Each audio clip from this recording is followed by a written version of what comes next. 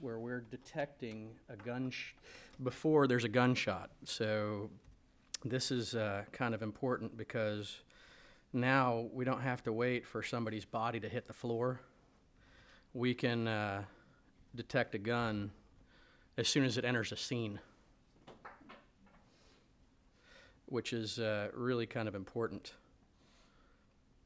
So here is one of our next generation analytics, as I mentioned, where we are detecting firearms that enter the scene. So you'll notice that there are yellow boxes around all the people in the scene, and lighter blue boxes around every gun in the scene. So now if somebody shows up at a school and pulls a gun out, we'll detect that gun before the first shot is fired, which is really important because now we could potentially stop an event from occurring, which is really the goal. So I've been working very closely with our CTO, Dr. Mahesh, to develop this technology because it's important to protect kids, right? I mean, these school shootings are just unbelievable, and as I said, I have young children, so it really is a big deal for me.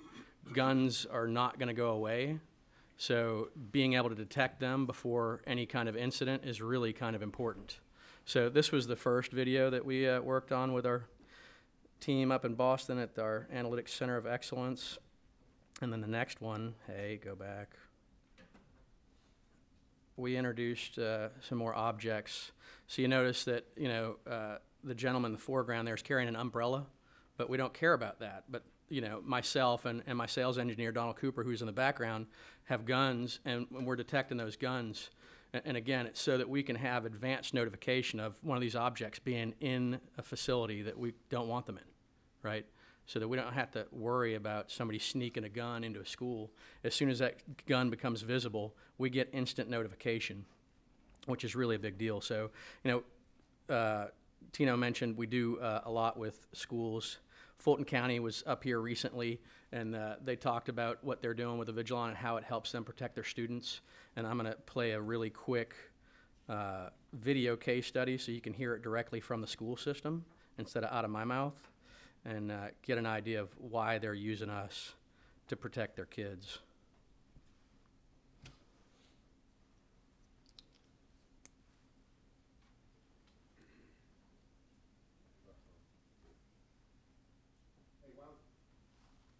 Maybe. The one you showed earlier, it only shows that blue marking when you pull it out. Is that correct? That's right, when it's visible. Okay, so when it's hidden.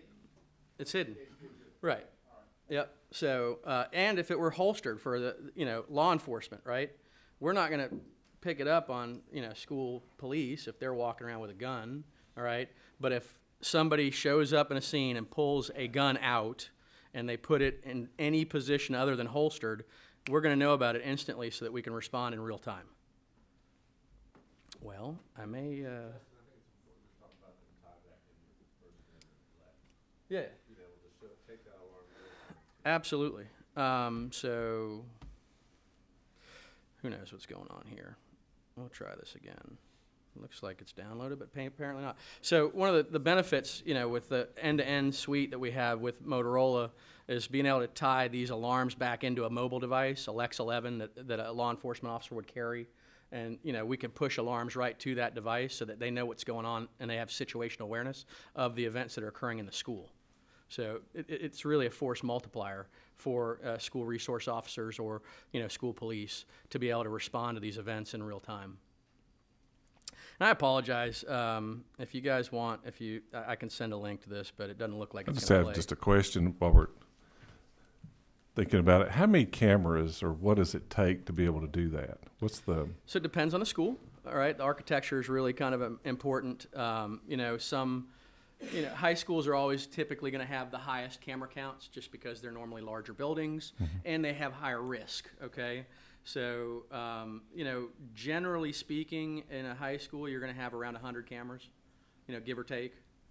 Some are 120, some are 80, so around that level. So it's not, you're not going to have a camera in every classroom yet. I mean, we have some school systems, like we do Broward County down in Florida, and they're talking about putting cameras in every classroom, all right, which is kind of a big deal so that they can have, this video evidence if something happens in the classroom.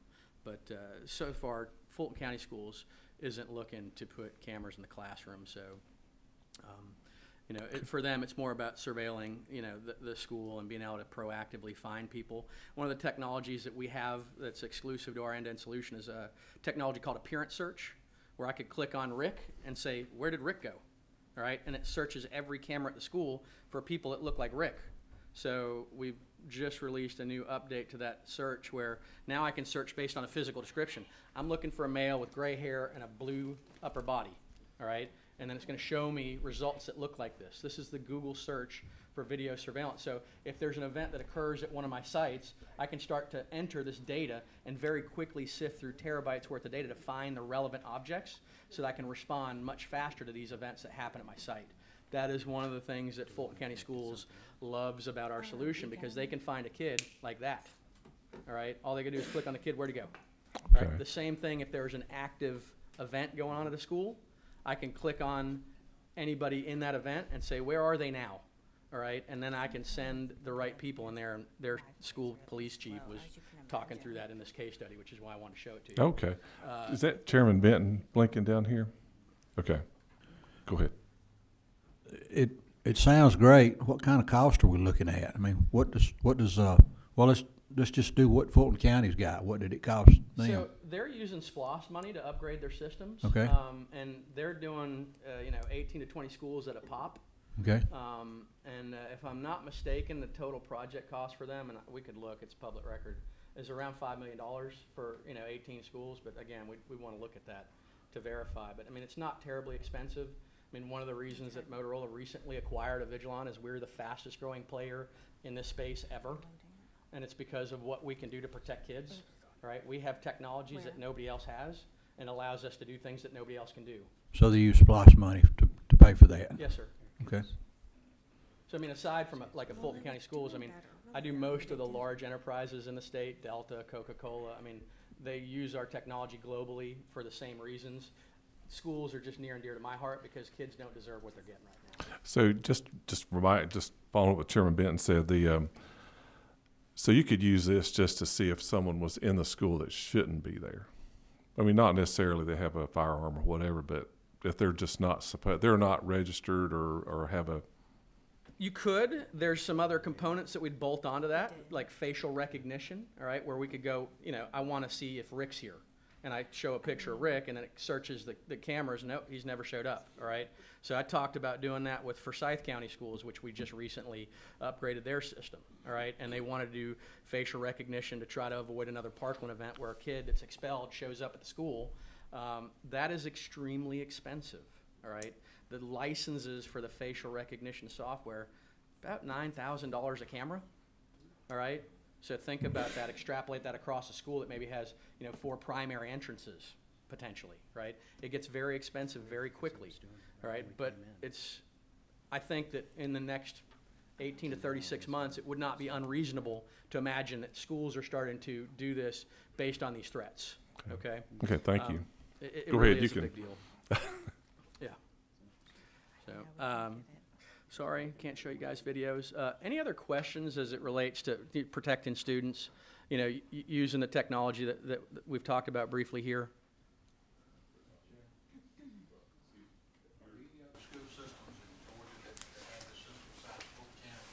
So Fulton is my most advanced school customer, but Georgia Tech also is along their lines, but they're higher ed, right? I do a lot of the higher ed in the state too, but Clayton County is moving to our solution.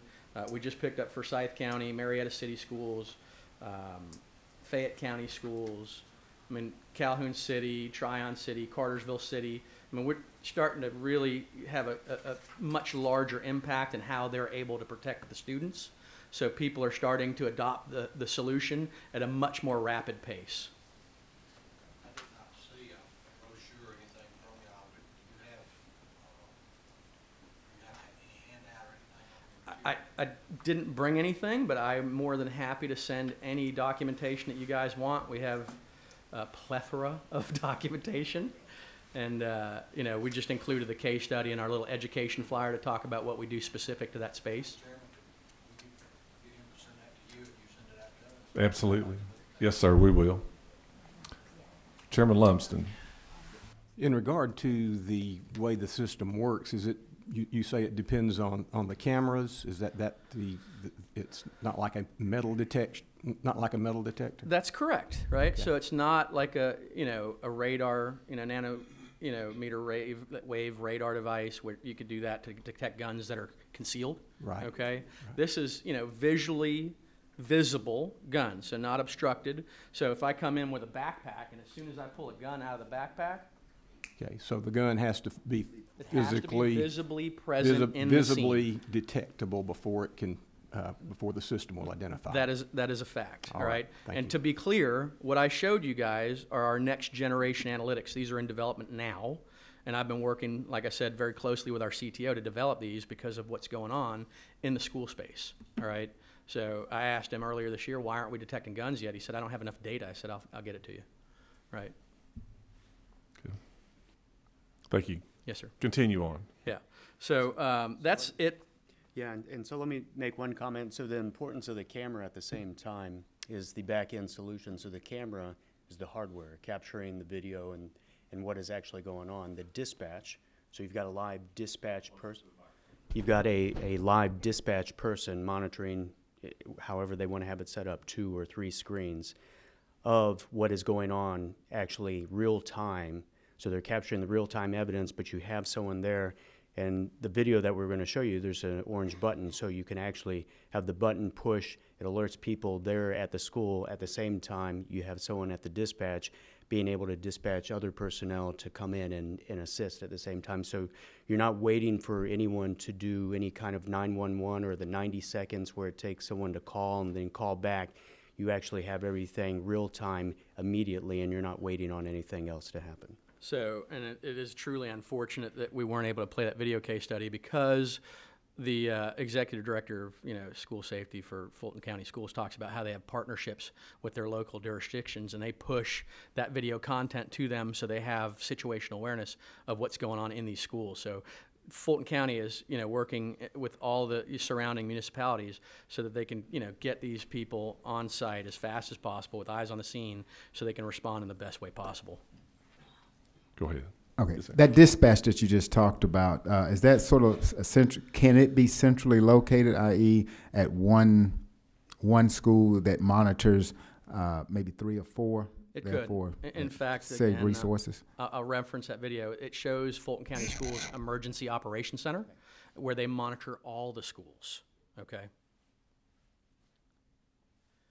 Any other questions? And that's customizable and scalable. Yeah, I mean, you can do it like Tryon City's got 3 schools, elementary school, middle school, and high school, right? Fulton County's got 100, right? So it just depends on what that footprint looks like, how we would deploy the technology. Representative Stovall. Yes, I have a question. I know you said it's live feed, but is there any way that the data is saved? And I apologize, I got here a little later, so you might have already covered that part. No problem. So, so we record all the video based on the district or the customer's requirement. So Georgia Aquarium, for example, uses our system, and they have 3 years of recorded video for any of the behind-the-scenes cameras where we would interact with an animal. Mm-hmm. But most schools look for about 30 days. Okay, so they record 30 days worth of evidence so that if there's an event that occurs, they can provide that evidence to local law enforcement. Thank you. Anything else you want to add? One other thing, Tino's just mentioned about access control. So one of the things that we've been looking at doing with some of the schools is if we have an event that occurs, somebody creates, they push a button, it locks the building down. It also notifies the school resource officer and local law enforcement instantaneously so that we can try to isolate an individual's, ability to move through a building, all right? So we do that with a couple of schools, and that requires an access control solution that works in tandem. It's a full end-to-end solution when you look at how it works together. Okay. So, Go ahead. and so Rick and myself, so the backbone, the true backbone behind everything to tie everything together is specific to Georgia from the standpoint of the radio communications and the communications that Georgia has today. It's scalable, what Justin was referring to with regards to what we can do with the camera surveillance, the video, and the software. and tying the hardware and all the evidence together at the same time. But when you have multiple agencies that are siloed like they are here in the state of Georgia, you still have that communication gap for agencies that come in onto the scene that may be, if you have an event here in the city of Atlanta, and then you have Georgia State Patrol, then you have GBI. If you have multiple agencies coming in to assist in the scene, you have that communication gap where everyone isn't on the same channel because of the lack of the true backbone of what we would say as a statewide communication to tie everyone and integrate everyone in together. And that is what is just referenced here on this side, on that slide, and then the following slide with regards to just some of the agencies here in the state of Georgia. But truly, some of the benefits behind of what can come out of the school safety and the statewide communications are really the efficiency. And when I refer to efficiency, that's the speed and the time and recovery that the officers or anyone responding to a worst scenario event can get to the scene, but also communicate with one another and not have that type of gap between each other to be able to monitor the situation and respond back to the people who are in peril at the time. Project 25 is just basically what is referred to as the true backbone of communication.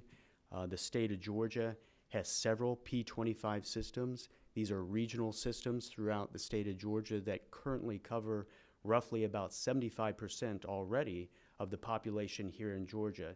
The green areas are just the regional systems that we have. So those areas right there, everyone is integrated together.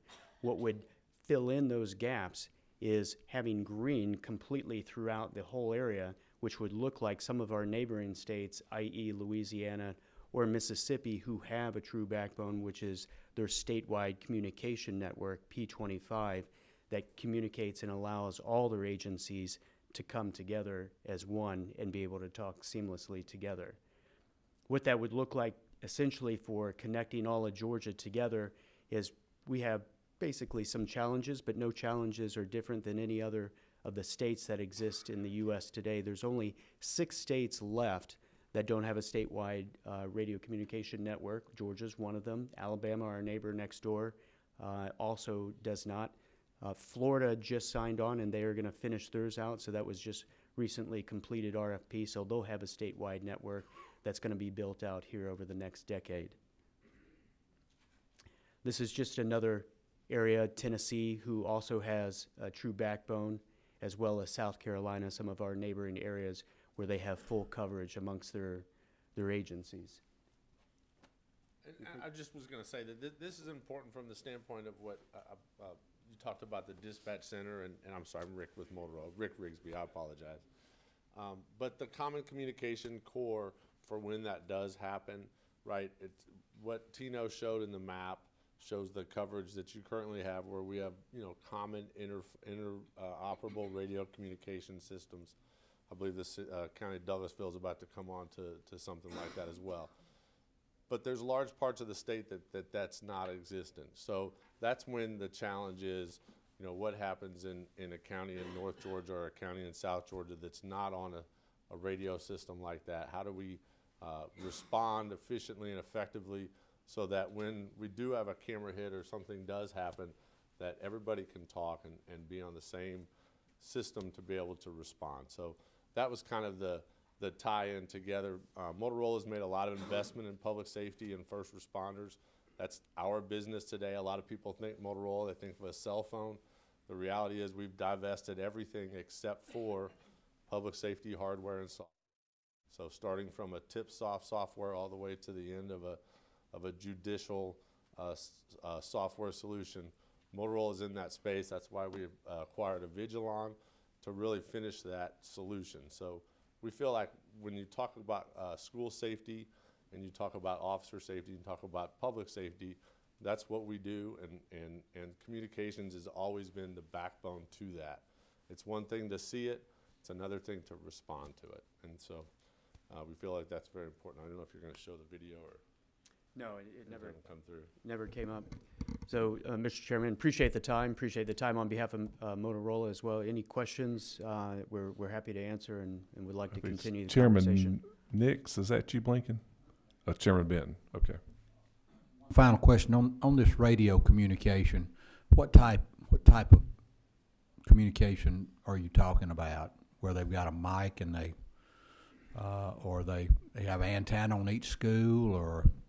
So we have actually in Ohio, the state of Ohio has a statewide radio communication system. We developed a specific radio that sits in a a principal or administrator's office, has a large emergency button that's a direct line to that local dispatch, which would be Fulton County Dispatch or whatever county they're in or city that actually has a PSAP, a public safety answering point. So that's one piece of it.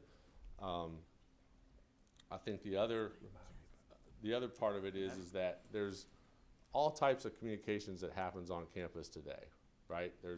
They're running buses.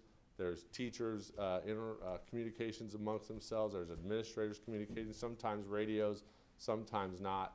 So there's a lot of communication challenges that happen today, right? To where, from a statewide standpoint, if we had an infrastructure that provided for all of those different use cases, it would be a much more efficient, effective way of doing it. So I don't know if that answers your question, but it would be primarily two-way radios.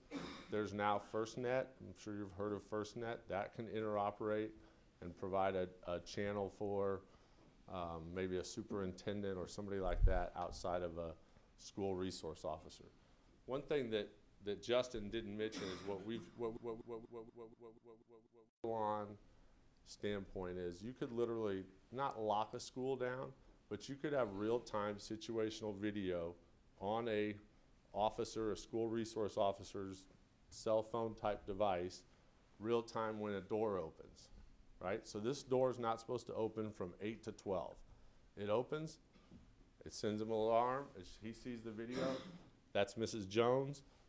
I gotta tell Mrs. Jones not to use that door anymore, it's not supposed to be used during these hours. But if it's not Mrs. Jones, then he has real-time situational awareness to be able to say something or do something. Okay, thank you.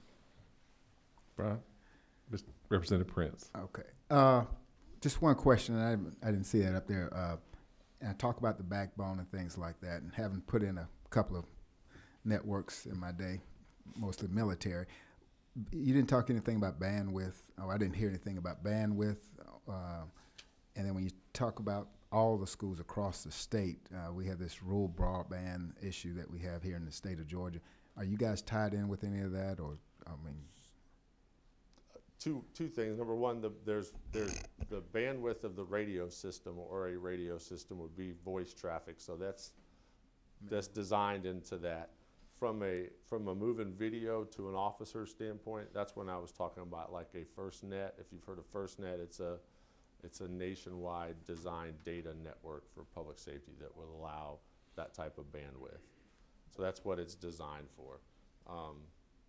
As far as, but it'd be two different networks. Does that make sense? Yes. Okay. Anything else? Yeah, I have one question. So when Deputy Hamrick and we were all at the active shooter training, communication became just paramount at that moment. We were just like, we can't hear what's going on inside the school. So I know repeaters are the answers to just local law enforcement be able to talk to each other inside of that. And is that a simple solution for most schools? The current construction, have y'all looked into that? It's been, that was just the second most eye-opening thing that I saw there. So most of the counties that have moved and cities that have moved to a P25 800 megahertz background in your major metropolitan areas, most of them will go back after the fact and do in-building coverage analysis to see exactly what type of in-building coverage they get. At that point, you can come in with what we call a bidirectional amplifier, or what else is it? I don't remember the other name. But anyway, it's just we can run coax and cable and make sure that there is coverage. Usually you're looking at basements of courthouses and jails and things like that as your biggest coverage issues. Once you get above ground, depending on the construction, you're pretty good. Oh, But we were having problems just in a regular steel Sure. cinder block building. I Yeah. mean, just the normal construction today. It depends on the radio. I don't know what county or city you were in, what radio system. Well, you were maybe they don't buy from you. Is that what you're saying? it's- Okay. We cannot, or maybe we're working on it. Okay. Well, I think that's one of the issues, a committee that I saw, and the second most important one was That's that very one. That was important. really, it was hard on them to do their job. I think that's what we saw. Right. Their ability to do their job at that moment was very tough. Right. And an interoperable radio network statewide would be a huge benefit to not only them doing their job there, but in the places where they have the same type of challenges. Okay. Well, thank you, Thank you. Motorola. Any other committee members have questions? Thank y'all very much. Thank you. Thank Thanks for you. your time, sir. Next, we have GBI. And I've got some speakers. Of course, the director's going to lead it off. Appreciate the work they do throughout our state. Every day we see Miss Nellie on the television in Atlanta all the time. This is our star right here, if y'all see her.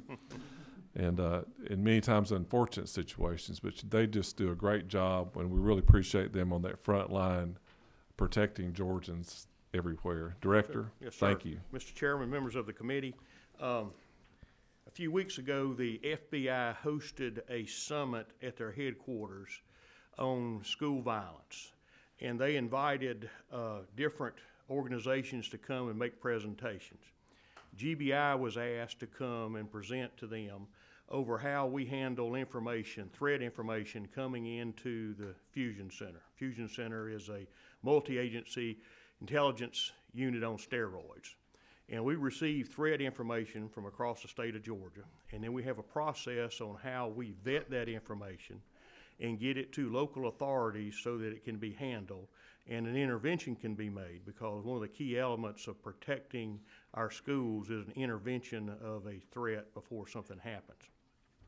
After the summit, I was then asked to give testimony before the President's Commission on School Safety and to outline those best practices which had been uncovered during the summit.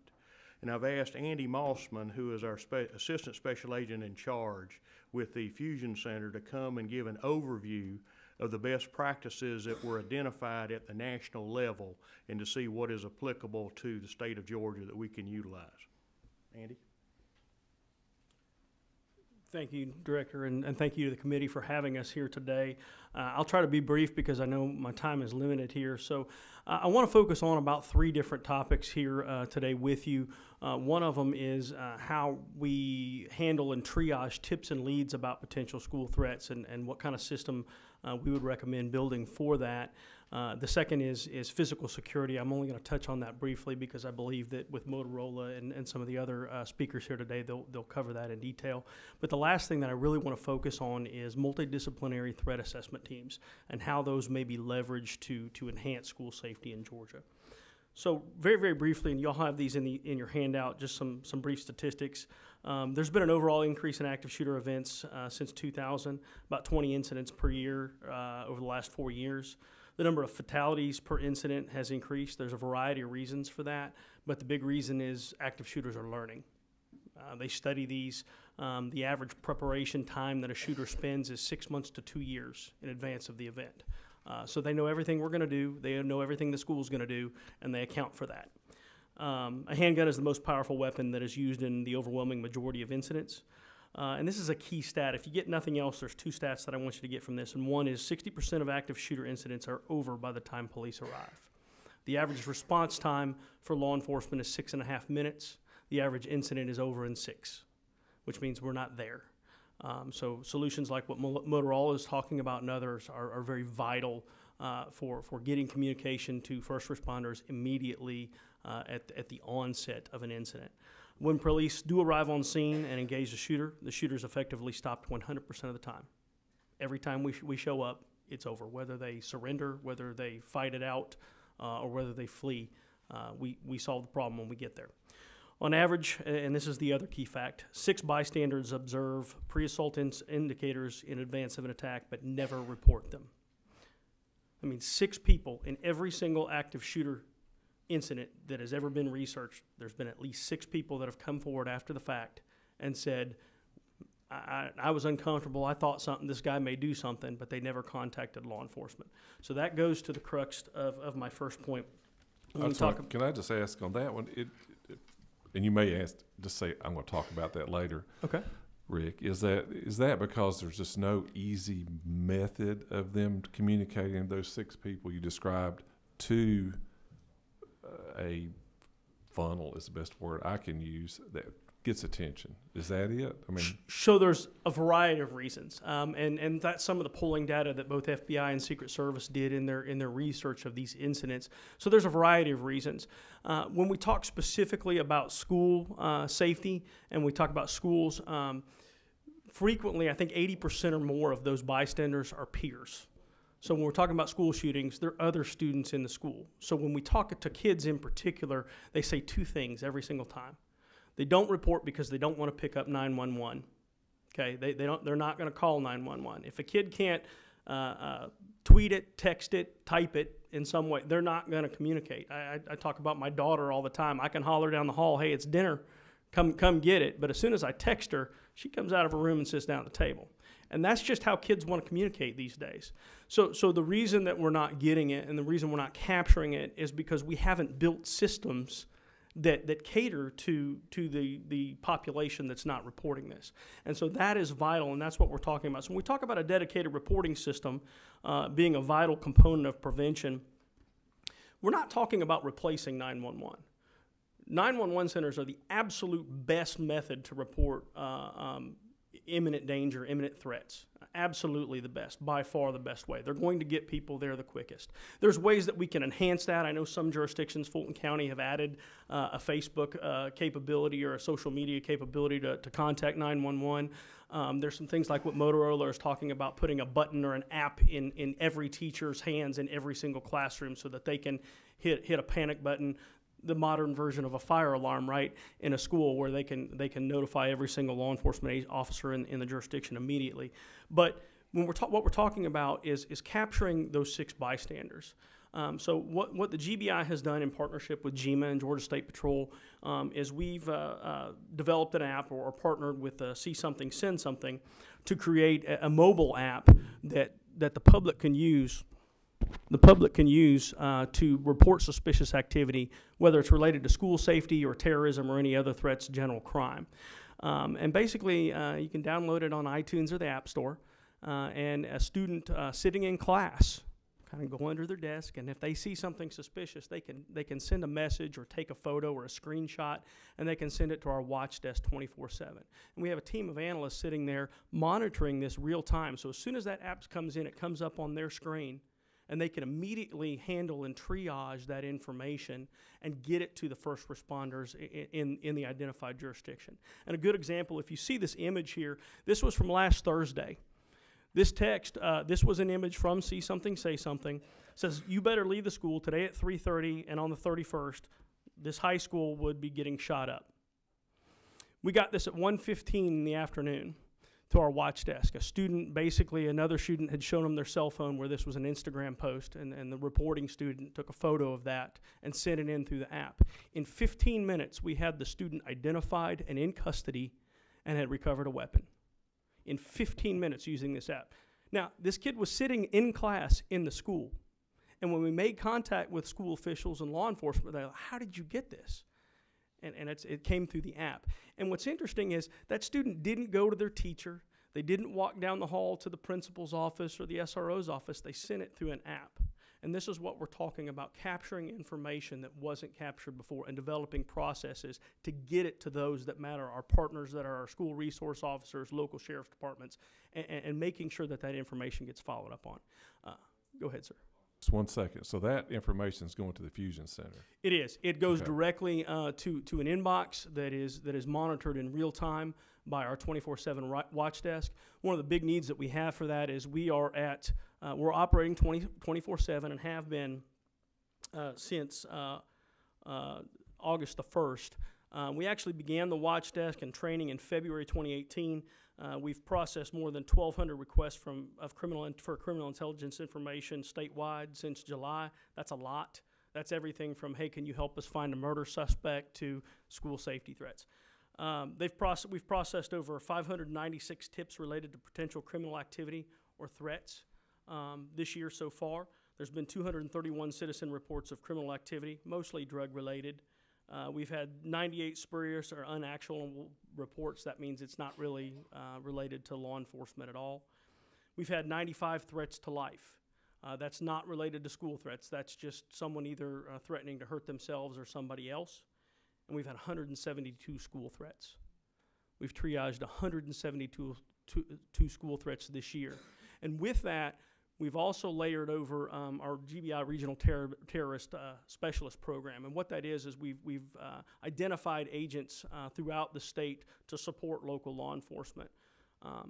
Most departments, particularly in the metro area, have the capability and the staff to respond to these and do very, very effectively. But there are some rural jurisdictions that may only have one investigator, or they might not have an investigator at all, and they need assistance. And so that's where we started that program, to assist those and provide resources and a direct conduit to the GBI if needed. While we're right on that page, so at some point, I don't need to do it right this minute, of the 172 school threats, I want you to give me, so I can share with the committee, the breakdown of what those were. Okay. At some point, would you? Okay, absolutely. But the bottom line is, since we've instituted this app, we're capturing information that we weren't getting before through existing communication systems. We'd like to enhance this. We'd like to expand this. We'd like to expand our watch desk capability. Right now, we have just enough analysts to operate 24/7 as long as someone doesn't get sick or want to go on vacation. We'd like to expand that capability, because this has increased exponentially since we started the program. We're getting many, many more leads. Right now, like I said, we can go from report to arrest in about 15 minutes, which is amazing. This isn't a report of an incident in progress. This is a report of an incident about to happen. This is preventing a Parkland, and that's what we're trying to do with this information. And again, real-time analysis and mitigation. And that's, again, if we can promote this, if we can advertise this app in movie theaters, in schools, and elsewhere, the more people who are aware about it and are trained to use it and download it and do use it, the better our school safety will be throughout the state. We met with John Zahner at the School Superintendents Association at their conference in Athens earlier this month. And instantly, we've seen an uptick in reporting. I know for a fact that it's in the schools, because my daughter came home this week and said, "Hey, Dad, what about this See Something, Send Something app? They're talking about it in school." And I said, "Yeah, that's me. That's us. We got this." So I know it's being effective, and I know partnerships are key to pushing this out. But we could do more if we did have the ability to market that a little bit better. The other thing is, we're trying to make some app enhancements to silo the school information, or to flag the school information, so that within the system, so that it differentiates the information from a drug-related tip or lead, so that a red banner or something across the screen, so instantly we know this is a school threat and this needs to take priority, versus having to filter through other leads. So there's some app enhancements we'd like to make with that as well.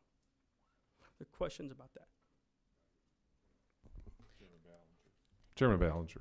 Is there any way to kind of gauge adoption rate amongst students? I mean, obviously, you can tell how many times it's been downloaded and installed. Is there any way to, any kind of metric that can be used to kind of look at adoption rates? So that's one of the reasons we're looking at enhancements, is we don't have that built into the tool right now. That's one of the things we're trying to get built into the tool, and we're it's a matter of funding and trying to get that in there. But we can work on that. Yeah, that's one of the things that working, other than sheet of paper and tick marks, right? Okay. So, all right, thank you. Any other questions about the reporting? I want to move on to physical security briefly. So for school safety, here are the big issues. You have this, and I'm only going to touch on this briefly. Again, other folks have. But the big issues that we have in schools is we still don't, after 20 years after Columbine, most schools in Georgia still don't have locks on their doors. Most schools don't have ballistic glass, and those two are key. Those are vital. In Columbine, they went into classrooms. In Virginia Tech, they went into classrooms. Kids were huddling behind doors. They can't secure that door. The shooter simply comes in and mows everybody down. In Parkland, the shooter didn't enter classrooms. He shot through the glass next to the windows to kill a lot of the children there. Matter of fact, when he went to the second floor and looked down at the kids evacuating, he tried to shoot through the glass and shoot additional students. And what saved their lives was the glass was hurricane rated. So it didn't stop bullets, but it deflected them straight, so the bullets couldn't go down on those children. So that one architectural change in that school saved lives. Locks on doors and glass. Motorola mentioned about automatically locking corridors. They've talked about controlled access and 911 activations. The other big thing is we've done this at GBI is all our agents are trained in combat casualty care. And one of the things that we did is we've put bleeder kits and bleeding control kits throughout our offices in the state. So heaven forbid there should be an attack. There's people inside there that are trained to deal with that and stop the bleed, that golden hour in the wake of an incident while law enforcement is still clearing that school. Kids and faculty and staff could help themselves. It takes about 4 hours to train somebody in combat casualty care. This is something that can be done at a teacher in service before school starts.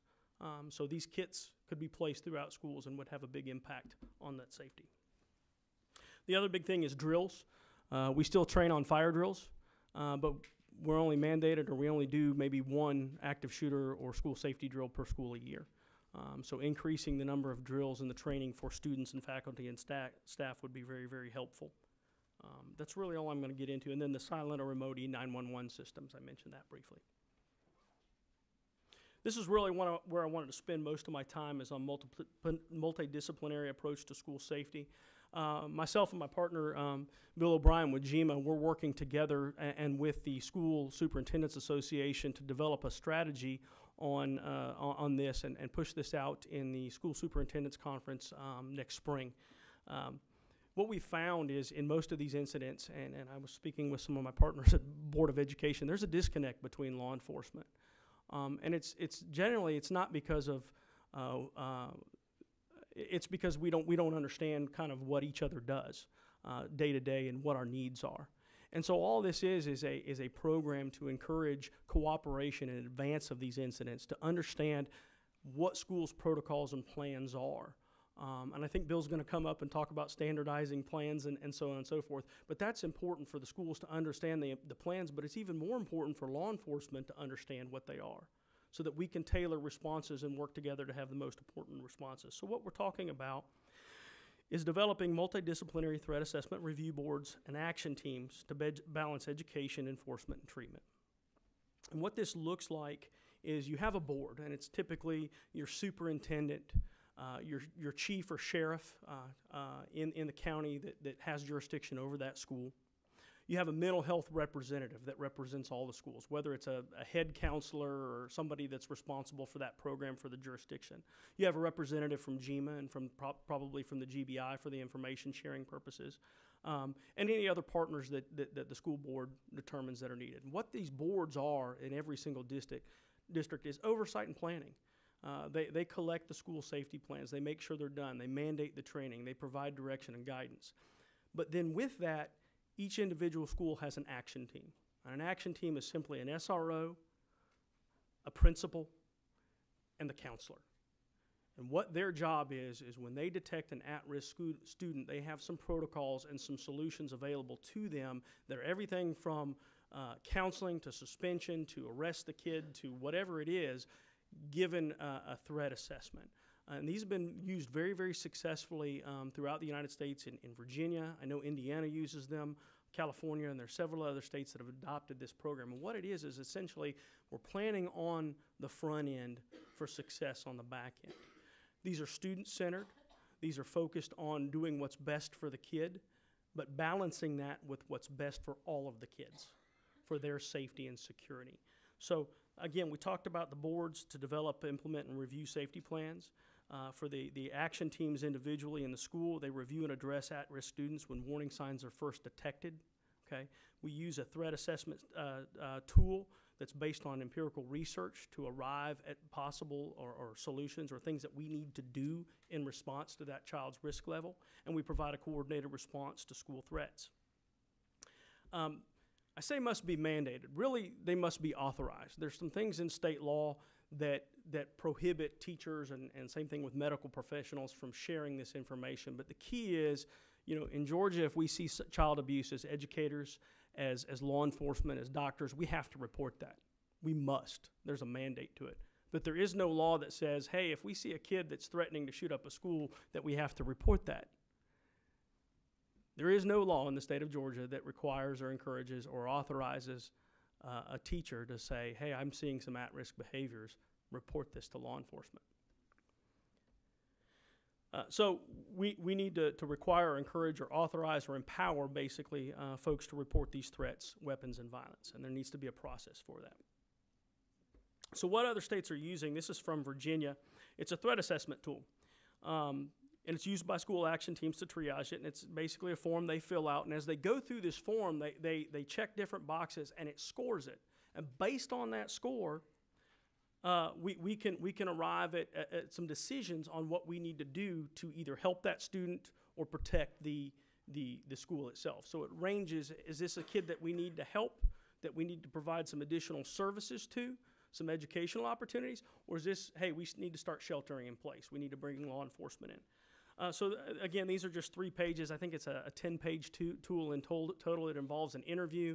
It involves some behavioral analysis questions. But at the end of it, we get to this page, case management interventions.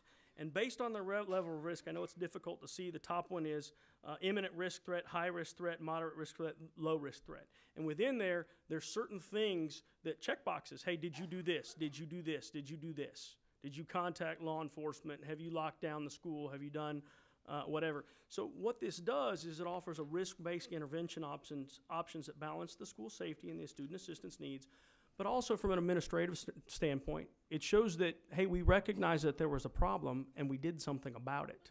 And it's documented. And what we can do is at the end of the year, if we have a handful of these, we can say, okay, where are our gaps in security? Where are our gaps in safety? We push these back up to the board, and they can make recommendations and decisions on what they need to do within their school system to improve school safety. Is this a climate or a culture issue? Do we need to address mental health or something in the school? Yeah, that's a question. Is this one that y'all have refined just for Georgia, or using the national standard on? This was developed by the by the state of Virginia, Okay. by their the equivalent of their bureau, their state police, their Bureau of Investigation. And it's based on research study. Most of the states that are using a tool like this have something similar. Yeah, there's a number like Colorado has Correct. one. Correct. Texas has one different. Okay. Correct. They've worked with mental health counselors, with educators throughout their states to kind of arrive at these. But it is something that can be tailored. But a lot of times, I'm not afraid to adopt really good ideas. So, Sure. But it is something we can absolutely tailor for the state. Questions on that? Okay. The last thing I really have is mental health, and it's something that's very near and dear to me. It's a problem in Georgia. Georgia ranks 6th in the U.S. for prevalence of severe mental health issues. Read an article this morning that said nationally the suicide rates for children 15 to 19 in boys, it's gone up 30% since 2007. It's doubled for girls aged 15 to 19 since 2007.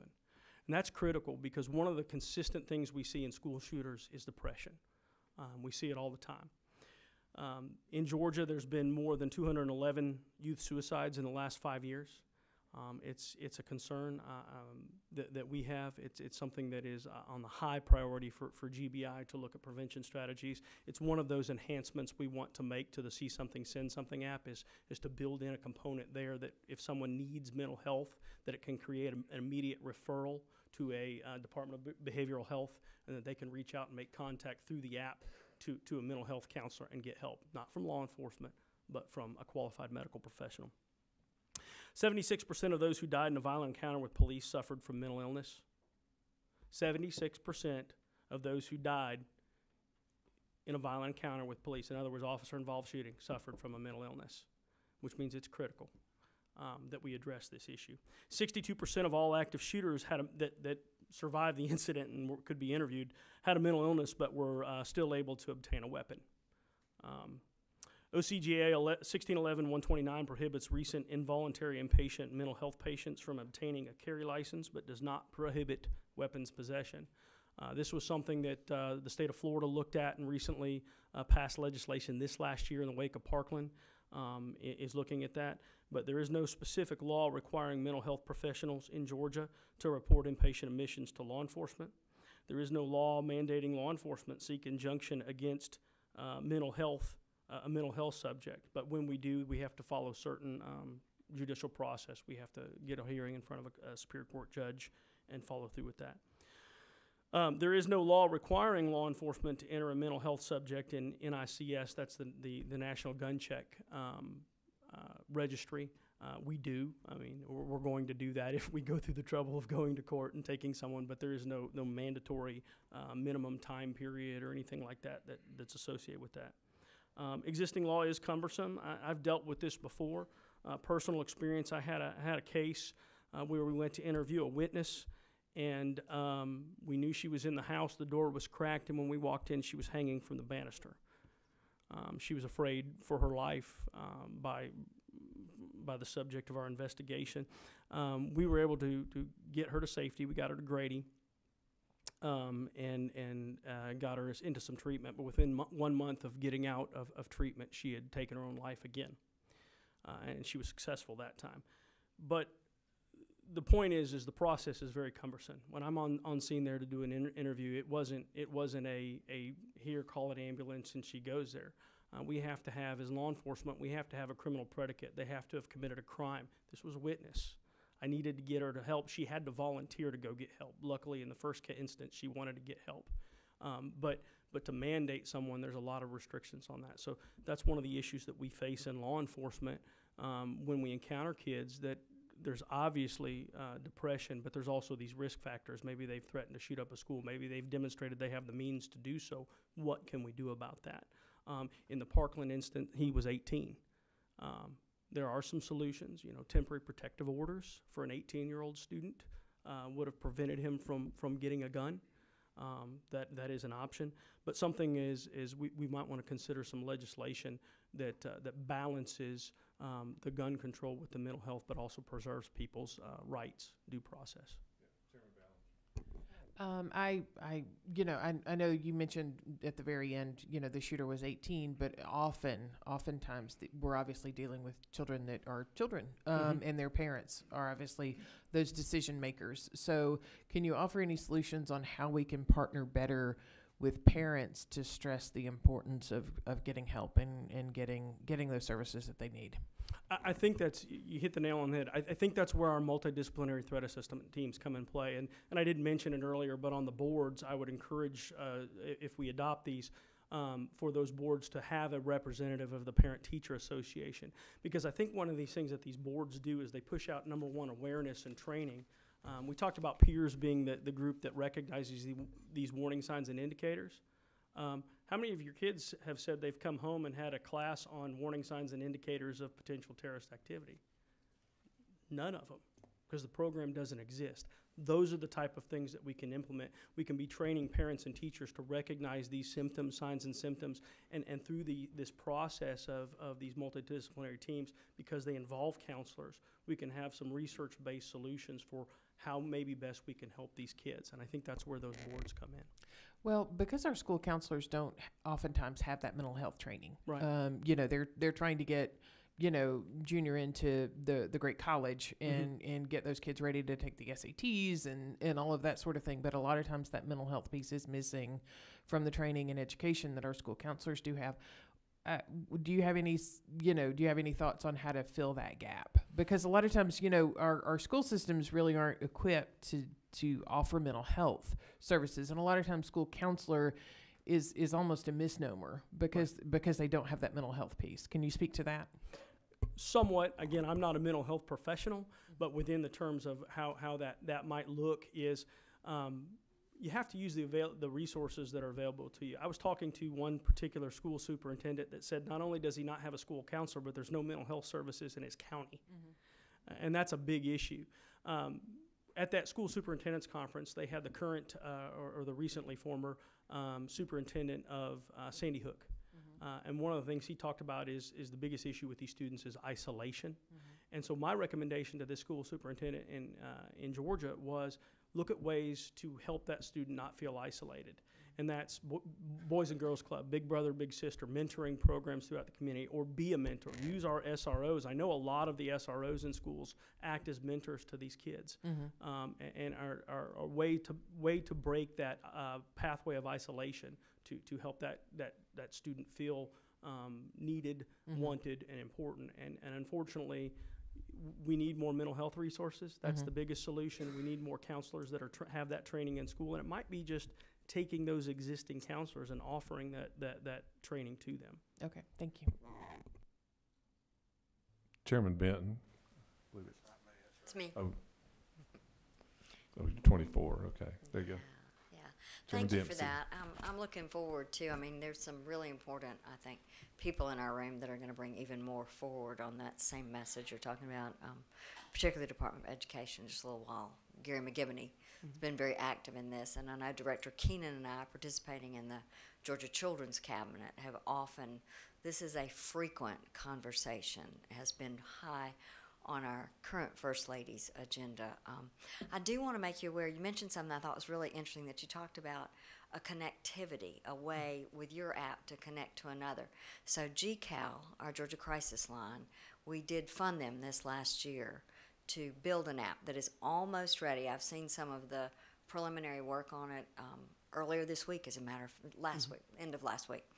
And it should be ready almost any day. One of the things that has kept it from coming online already is the capacity building for those online counseling situations that you're talking about. But this app is going to be very youth as well as parent friendly, so it has that capacity to actually deal with some of the issues that have been brought forward. I hope that y'all will work together, because the state budget did fund this. It's a good program, just like y'all's is. But it is also the availability of privacy. When someone is just exploring, is this an appropriate activity response? Is there something strange happening? It gives you pretty quick access to that. But then, as I say, you'll be able to get that Georgia Crisis Line, real live, 24/7 person, which we've not had here. We've only had it from business hours, basically. And then you might get someone live, or it might transfer to a national line. So we're very close, I think, to helping you really address that partnership as well. Thank you.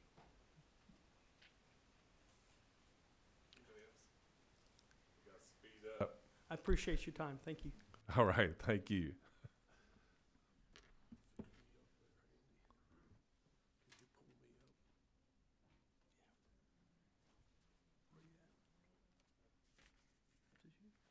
We're going to deviate just a little bit. This is Sarah Arroyo. She is our right-hand lady. She knows all. She wants to, Catherine Bennett?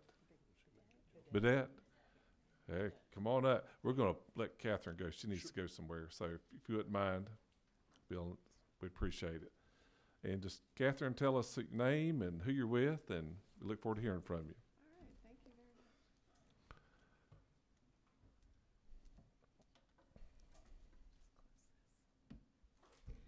much. Hi, good morning. I'm Catherine Bedette. I'm an associate professor of architecture at Kennesaw State University, and I'm the current president of AIA Georgia.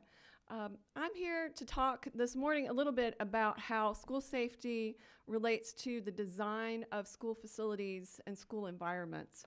And one of the sort of key conditions to keep in mind when we're talking about school safety really is how much the environment plays a role in keeping students safe on a day-to-day basis, but also when there is an emergency situation that occurs.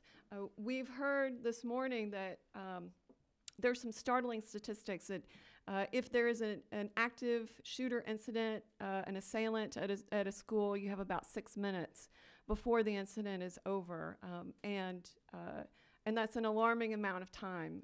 When we look at the facility that houses students day to day, there are a number of measures that can be extremely effective in keeping students safe during those 6 minutes, but also during the entire school year. When we look at school safety, we're talking about designing the school environment to respond to multiple hazards. So this is something that architects have a great deal of expertise in addressing. And those multiple hazards range from potential criminal behavior, such as assault, but also fire, natural disasters, all kinds of emergency situations that building codes and design criteria have been developed over time to respond to. So school safety design includes responding to multiple types of hazards. One of the things that's important to remember is that when you design or you create or you modify a school to respond to one hazard, you don't want to create a worse situation for another type of hazard. That all of these responses and best practices and safety measures need to work in concert with one another. So this is one thing that architects have a great deal of expertise in responding to. Another thing to keep in mind is that when we talk about school safety, we also are prioritizing the learning environment itself. We know, we have a great deal of research that shows that the environment that students are in directly affects their ability to learn. So if we want to safeguard the learning environment that students are in, we need to look at how we're designing safety measures so that they're unobtrusive and so that they actually add to and support the learning environment. And we have a great number of ways of doing that. We have a field of best practices that we can share with you that support actually increasing the learning environment while also increasing safety. Some of the sort of materials and products and strategies that have already been talked about today relate directly to the architectural design of the school. If you think about an entryway and how the entryway has been designed, an entryway into a school is a high priority when we're talking about school safety, controlling the access into the school, but also while controlling the access, maintaining visual surveillance to the surroundings outside the school. This principle of sort of designing the entry area so that you have natural surveillance, you have people who are using the building on a day-to-day basis, have an awareness and a visual access to what's going on around the school. That can be achieved through the use of ballistic glass at entryways. That ballistic glass increases that transparency. It also safeguards anyone who's in a position of supervision at a school entry area, and it delays an intruder's progress into the school. When we look at ways to control access, when we look at ways to increase natural surveillance, we're talking about design measures that can be implemented that work in concert with operational plans, emergency management plans. So if you can delay an intruder's progress into the school, then you're actually you're delaying their impact. You're keeping students safe until first responders can arrive. So these are all ways in which design can have a direct impact on the discussion about school safety. One of the things that I'd like to offer to you is that AIA Georgia has put together a statewide committee of architects across the state who have a great deal, a wealth of experience in designing schools and educational facilities. And we have this committee put together so that when questions arise or when there's research needed or information needed on a specific topic related to school safety design, you can come to us and we can provide that resource to you. So we'd like to make sure that you're aware of that contact. Right? Those are architects throughout the state of Georgia, and they're coming from Savannah, coastal plain regions, and they're coming from the Atlanta area and many different neighborhoods across the state. One of the things that we can talk about when we talk about school safety is the fact that every school is responding to a local community. There's a different set of needs in one community than there is in another. And that ranges not only in terms of the size of the community, its location, what kind of environment it's in, but also just the geology of the school. If you have a school that's in the North Georgia mountains, they're dealing with different kinds of hazards and situations than a school that's in the coastal plains area.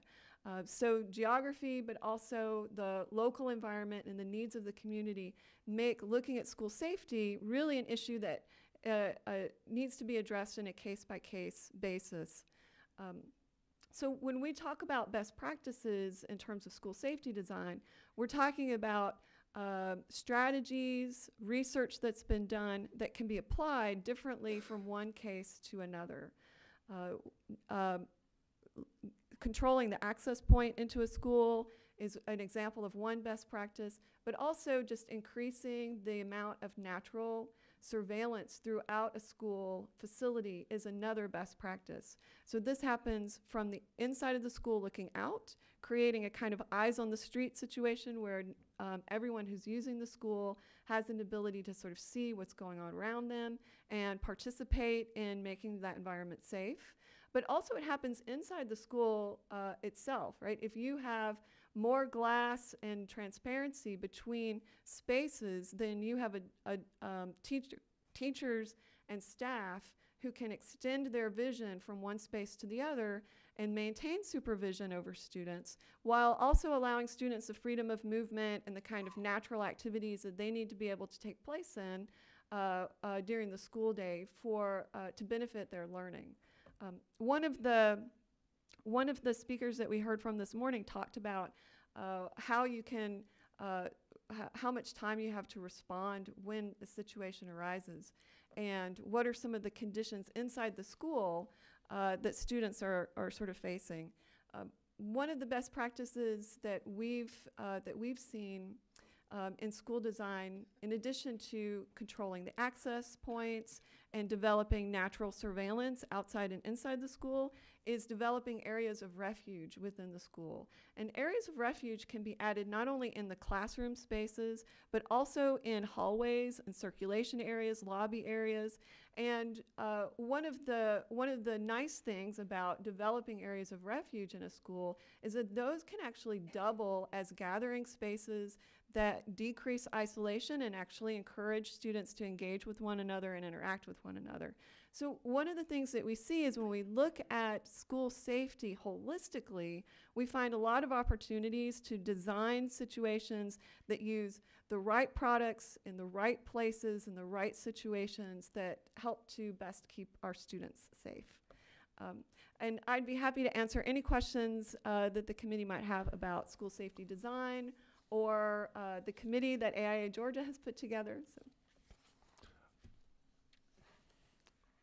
Go ahead, ma'am. Well, thank you, Mr. Chairman. I just have a quick comment. Congratulations. My commissioner, Scott Gordon, is on your committee. So Commissioner Gordon, he is leaving our county commission there in Cherokee County, but I noticed with pride that he is on your committee. But can you speak to some of the retrofitting? I mean, most of our schools are already there, right. And we're not going to be able to, kind of start with a clean slate. Like this is what a safe school, and there's all these idiosyncratic things that kind of mushroomed over time as far as the school, how the school, I know in Cherokee County it's a very fast growing county, so a lot of our schools, we have trailers and we have this and we have that, and we have the schools, a lot of times there's no cleanliness as far as the design of the actual structure of the school. So can you speak to some of the retrofitting that can be done and some of the things in that Cherokee County could do, or any other county with existing schools? Well, okay, so I'll maybe respond in two ways. So it's sort of in a general overview. When we talk about school safety design, we can look at, of course, the design of a whole new school, use the latest research. You can also talk about renovating a school, but you can talk about modifying schools in very particular ways to increase visibility, to control access, and to create impediments that deter an assailant as they move through the school.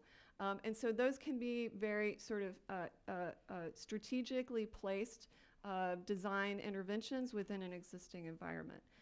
If you would like us to look at some specific cases in Cherokee County and sort of see what are the circumstances there, I would be happy to talk with you about that. It's difficult for me to sort of generalize about what a specific circumstance might look like. I was just looking at kind of the committee and kind of your work kind of holistically, if there was anything, because so many of our schools are already, in existence, obviously kind of moving forward, what were some of the, if you were looking at like a toolkit or some of the things that, school officials could look at whenever they're going through their schools to try to make them both those open, warm learning environments that we want them to be, but also safe. So you're sort of looking at what would be the priority list, like what would be the top 5 things we could do. Exactly. I could ask the committee for that information. That would be awesome. Of And course. we could disseminate it to our schools, across the state. So, they just kind of providing them some tools and resources that they have. Yeah, So, thank you for that question. Thank you.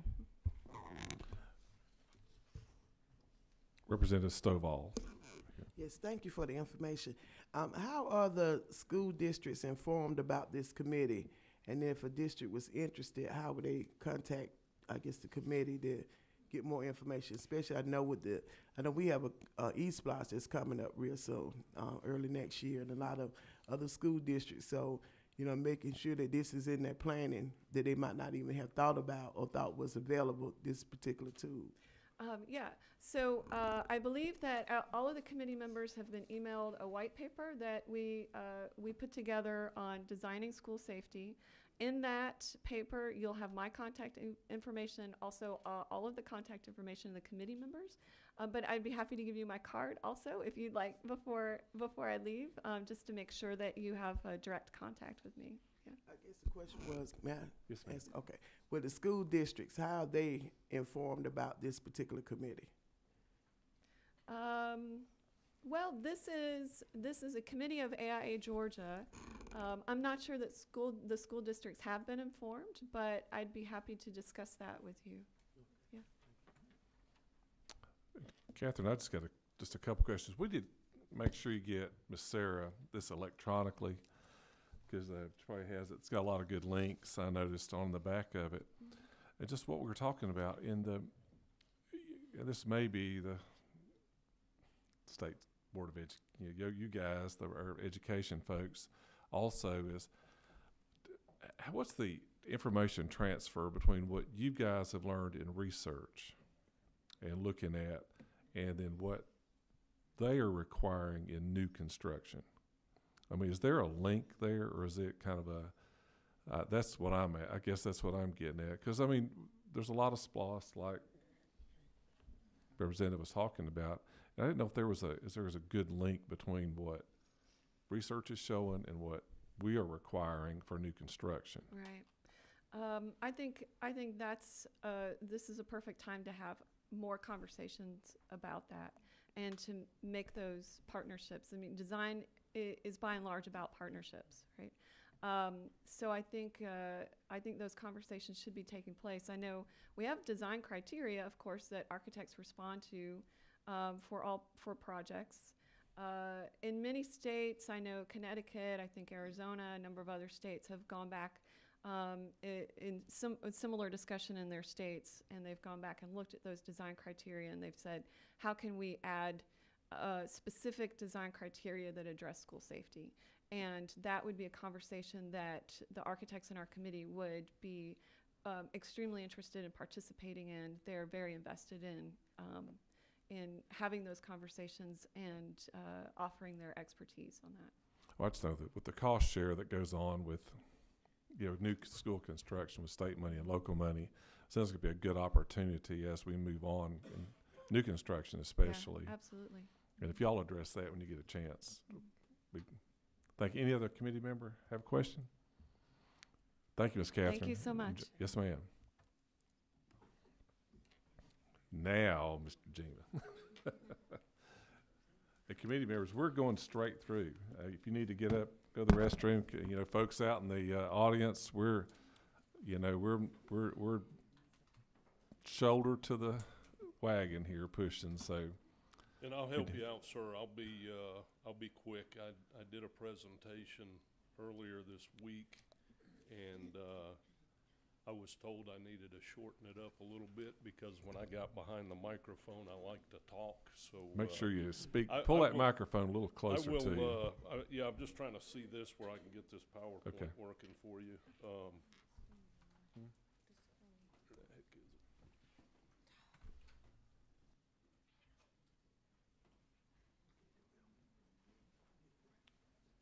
I need some technical assistance. There we are. Thank you so much. I'm Bill O'Brien with GEMA Homeland Security, and as I said, I promise you I'll move through this quickly. I've been with GEMA for 2 years and only been involved in the school safety portion of this for the last year, but I've got deep interest in it. I have a 30-year law enforcement background as well. So I'm diving into it quickly. All right, it's not advancing for me. There we go. I have the school mission up here, or what GEMA has as a school safety mission, but I'm not going to bother reading it out. Primarily what we do, our mission is to provide technical assistance and professional training to the schools to assist them in school safety issues. And what I'm going to do is jump into some of the training that we provide and the technical assistance that we provide to the schools throughout the state.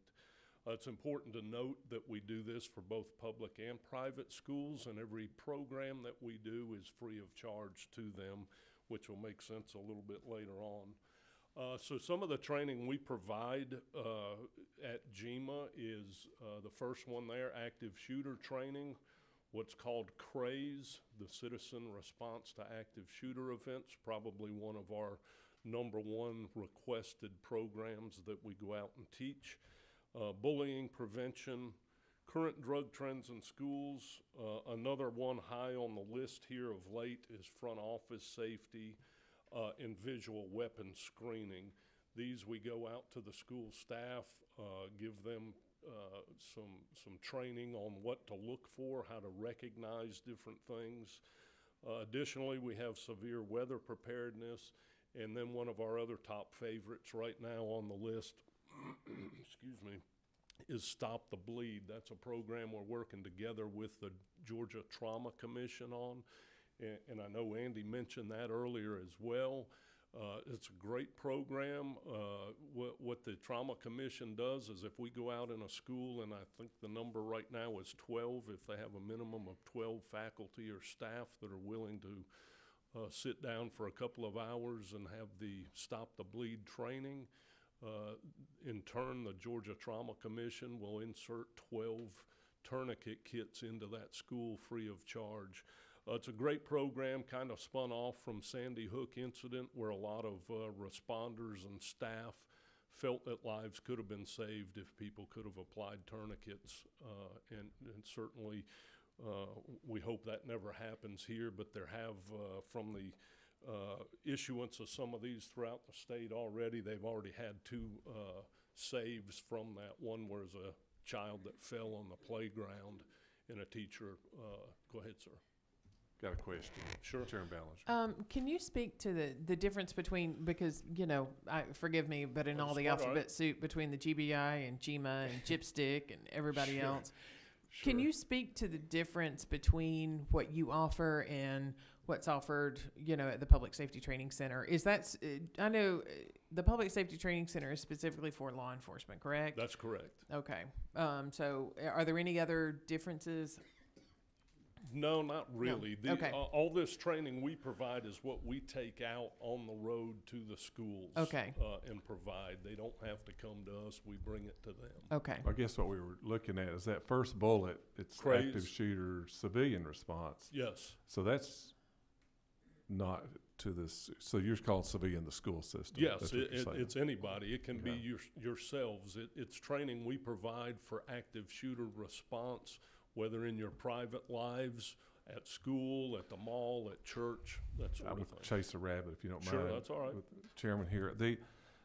I guess one thing that's coming to my thought when I'm looking at this is uniform coordination, so that when different law enforcement, maybe from a different county, who may just hear it on the radio drive up, who's responsible or who has that work to make sure the training's done? This may be somebody else's thing, that everybody's on the same page.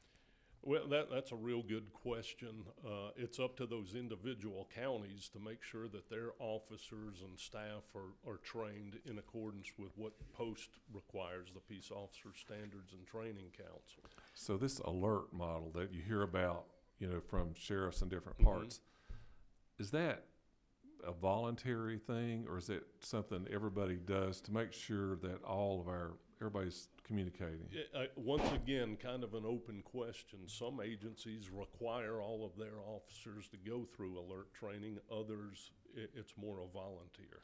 So, okay, chasing the rabbit, if you don't Sure. mind, committee. And so I guess what I'm hearing is, Director, you might add to it also, there's not like everybody's doing the same thing. There's not a baseline of everybody doing the same thing in the state of Georgia. Is that right? Well, I think there is, and Director, feel free to jump in. Yeah, I think there is. What happened back in '99 when the Columbine incident happened, the primary response from law enforcement at that time was to get on scene, set up a perimeter, and wait till the SWAT team got there before entry would be made. The mindset of law enforcement in 2018 is totally opposite of that. First on scene is first inside. Right. We go in and try to stop the threat immediately. We're all on that page. Well, I guess what I'm talking about is when different people start arriving. I understand that. I'm 100% sure. And with it you. gets complicated at that point because you also have folks that do what we call self-dispatch. They may hear it on a CB radio. They may hear it because their friend texted them that something was going on, a student that's dad works in another jurisdiction, ever how the word gets out and everybody just flows to the scene. But the best way to handle that is immediately set up incident command. Yes, sir. You have an incident commander on scene who then starts gathering who is on scene, who is arriving, and where people are getting positioned at the school. And anybody else wants to jump in, feel free. Okay. All right, go But ahead. Sorry for chasing the rabbit. All right. Thank you. That's I should quite ask all my right. committee That's member, important stuff, though. Mr. Chairman, here to answer that because he would know more than you know. But thank you. Go ahead. Sure. And then some of the technical assistance that we provide from the GEMA Homeland Security Agency is bomb threat management, crisis management planning.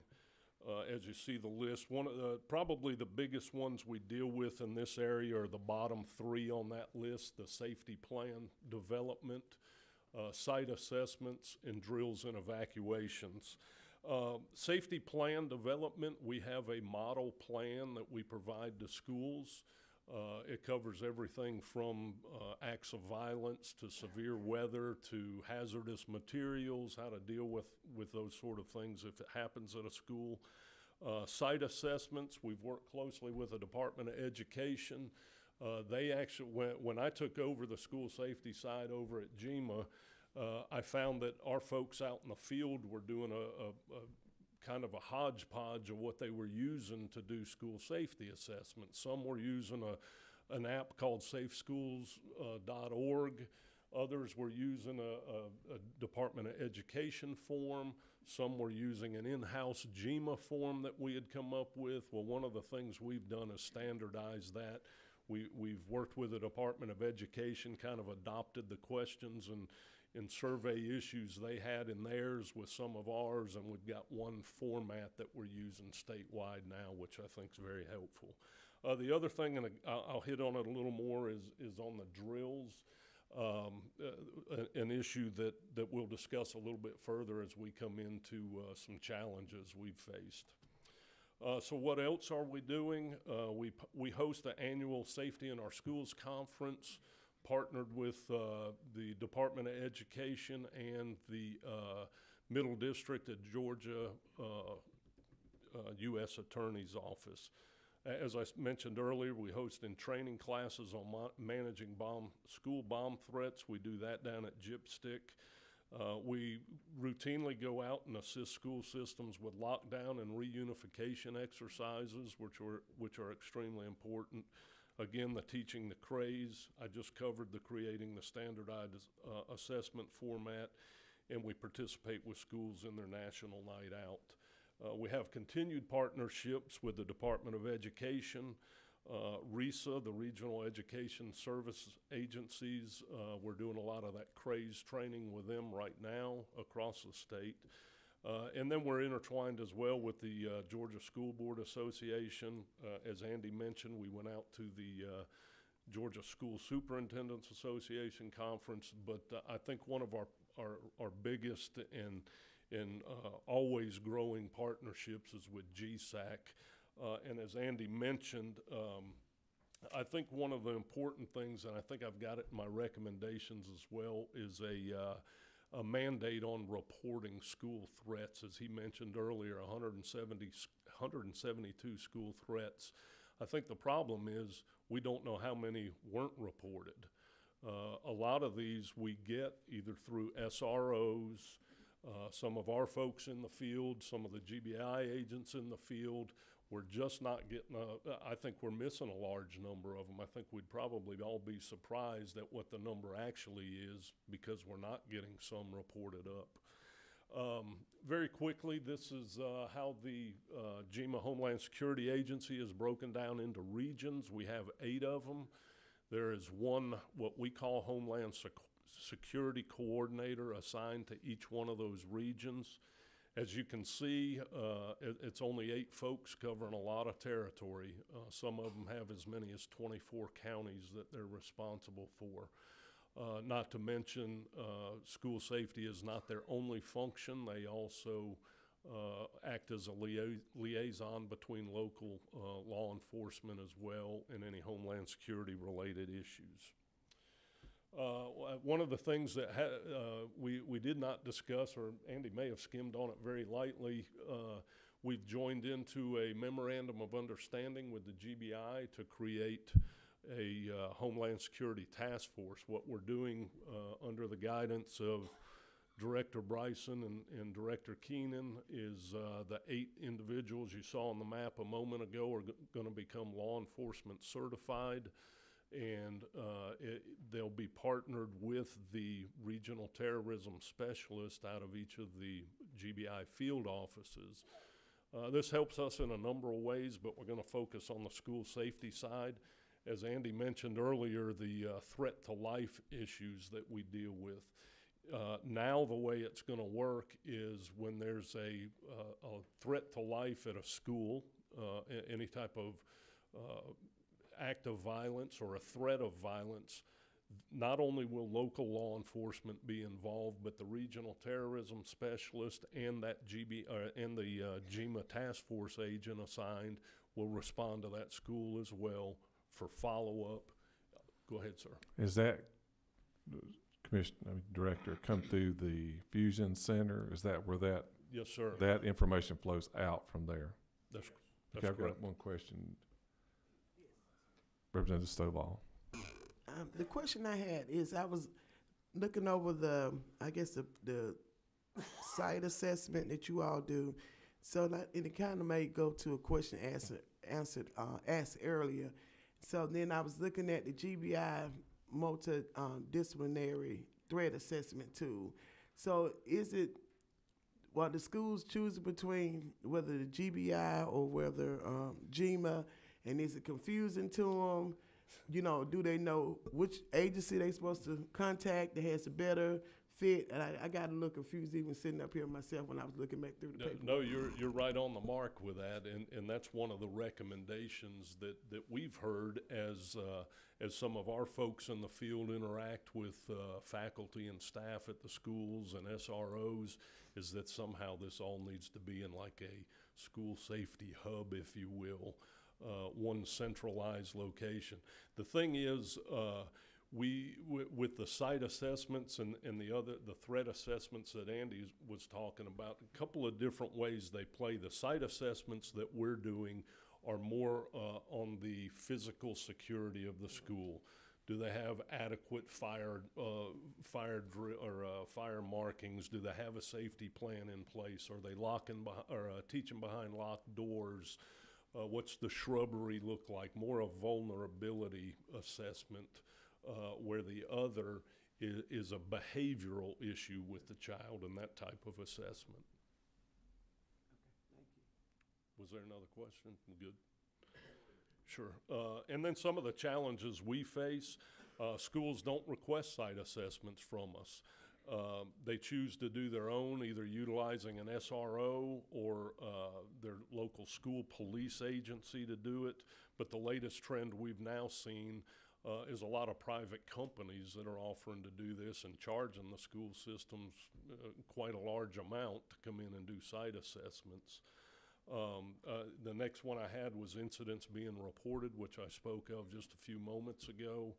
And then another challenge we face is schools not updating their plans regularly, and there's no audit system in place to know that they're doing this.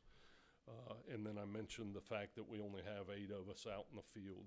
So what are some of the recommendations that we've run across out in the field? As we talked about a little bit ago, fire drills and lockdown drills, the current trend we see across the nation is violence in our schools, not fires in our schools, but we're doing fire drills every month religiously. And if you look at it historically, when was the last time we had a child hurt or killed in a school fire? And then when was the last time we had a child hurt or killed in a school shooting? And that was yesterday. Not here in Georgia, obviously, but I think we need to do more lockdowns. We need a mandate that we do more lockdown drills and armed intruder drills in our schools. Right now, most of them are only doing 2 per year, and I think we need to really look at that. Another recommendation that we had from folks in the field was House Bill 63 has a little bit of confusion on who approves school safety plans. The first portion of that House bill says that they will be reviewed by local law enforcement, the local emergency manager, and then later in the House bill, when it talks about funding, talks about it having to be approved all the way up through the Georgia Emergency Management Agency. And a lot of times we have schools called, do we need it to get approved by local EMA or by GEMA? Just something that may want to take a look at. And then require schools to have a threat assessment team, just as Andy mentioned. I have on there the United States Secret Service plan. I'm sure you've probably seen that. It's very detailed, and I think we need to look at that. And then, sure. Mm-hmm. Representative Clark.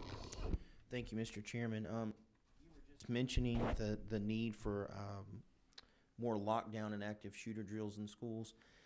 My wife's a teacher, and one thing that we've talked about with the current active shooter drills, or code blue, code red, they're all kind of scripted. Like the teachers know when they're going to happen, how they're going to happen, and one of her concerns that she's talked with other teachers and things are, what happens if you're in the lunchroom or you're out at recess or you're not in your classroom knowing at 9:30 we're gonna rehearse this, and everybody's in their classroom and they go through the drill. Is there a way we can start to implement a random type active shooter drill to where it replicates real life scenarios? I think you're right on the money with that one. I've done a little bit of research on that and found that a couple of different school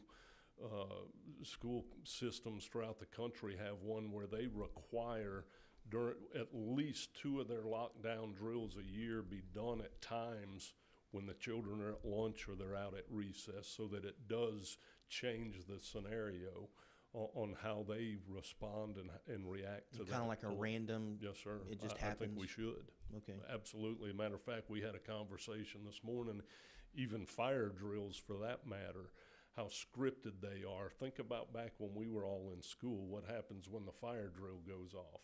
We all know we're going to stand up, go out the classroom door, we're going to turn right and go down the hall, and we're going to turn right and go out the door to the ball field.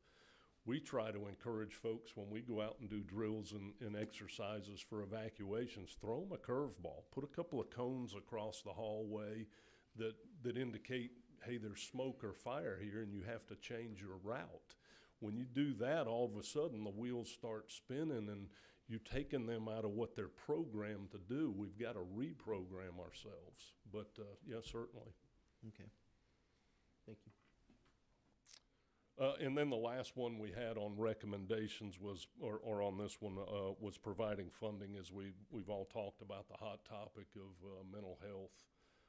I think we need to look at somehow, you know, some type of mental health programs, whether it's through the school counselors or some sort of system in place where we can do that. Andy spoke about it, so I won't hit anything else on it. The school safety tip line and the See Something, Send Something. I think it's a fabulous tool. GEMA helps fund this by funding some of the salaries for the positions at the watch desk. We're on board with it 100%, and I think it's great things to come out of it. And if there are any questions, I'll take any additional. I just want to one of the slides you jumped over there was that school safety hub. Yes, sir. A number of other states do this, and have y'all looked at other states? What's a good model? I mean, there's a lot of there's a lot of variation. Yeah, there's so many of them out there. But yeah, did somebody have something?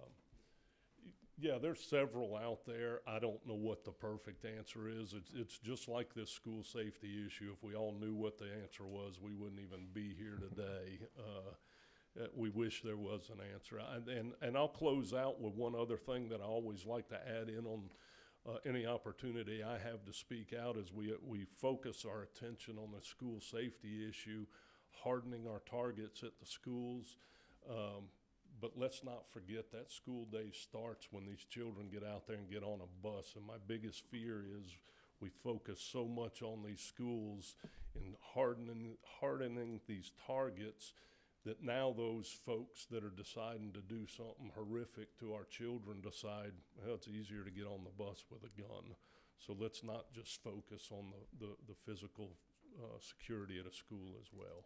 Thank you for your time. Thank you.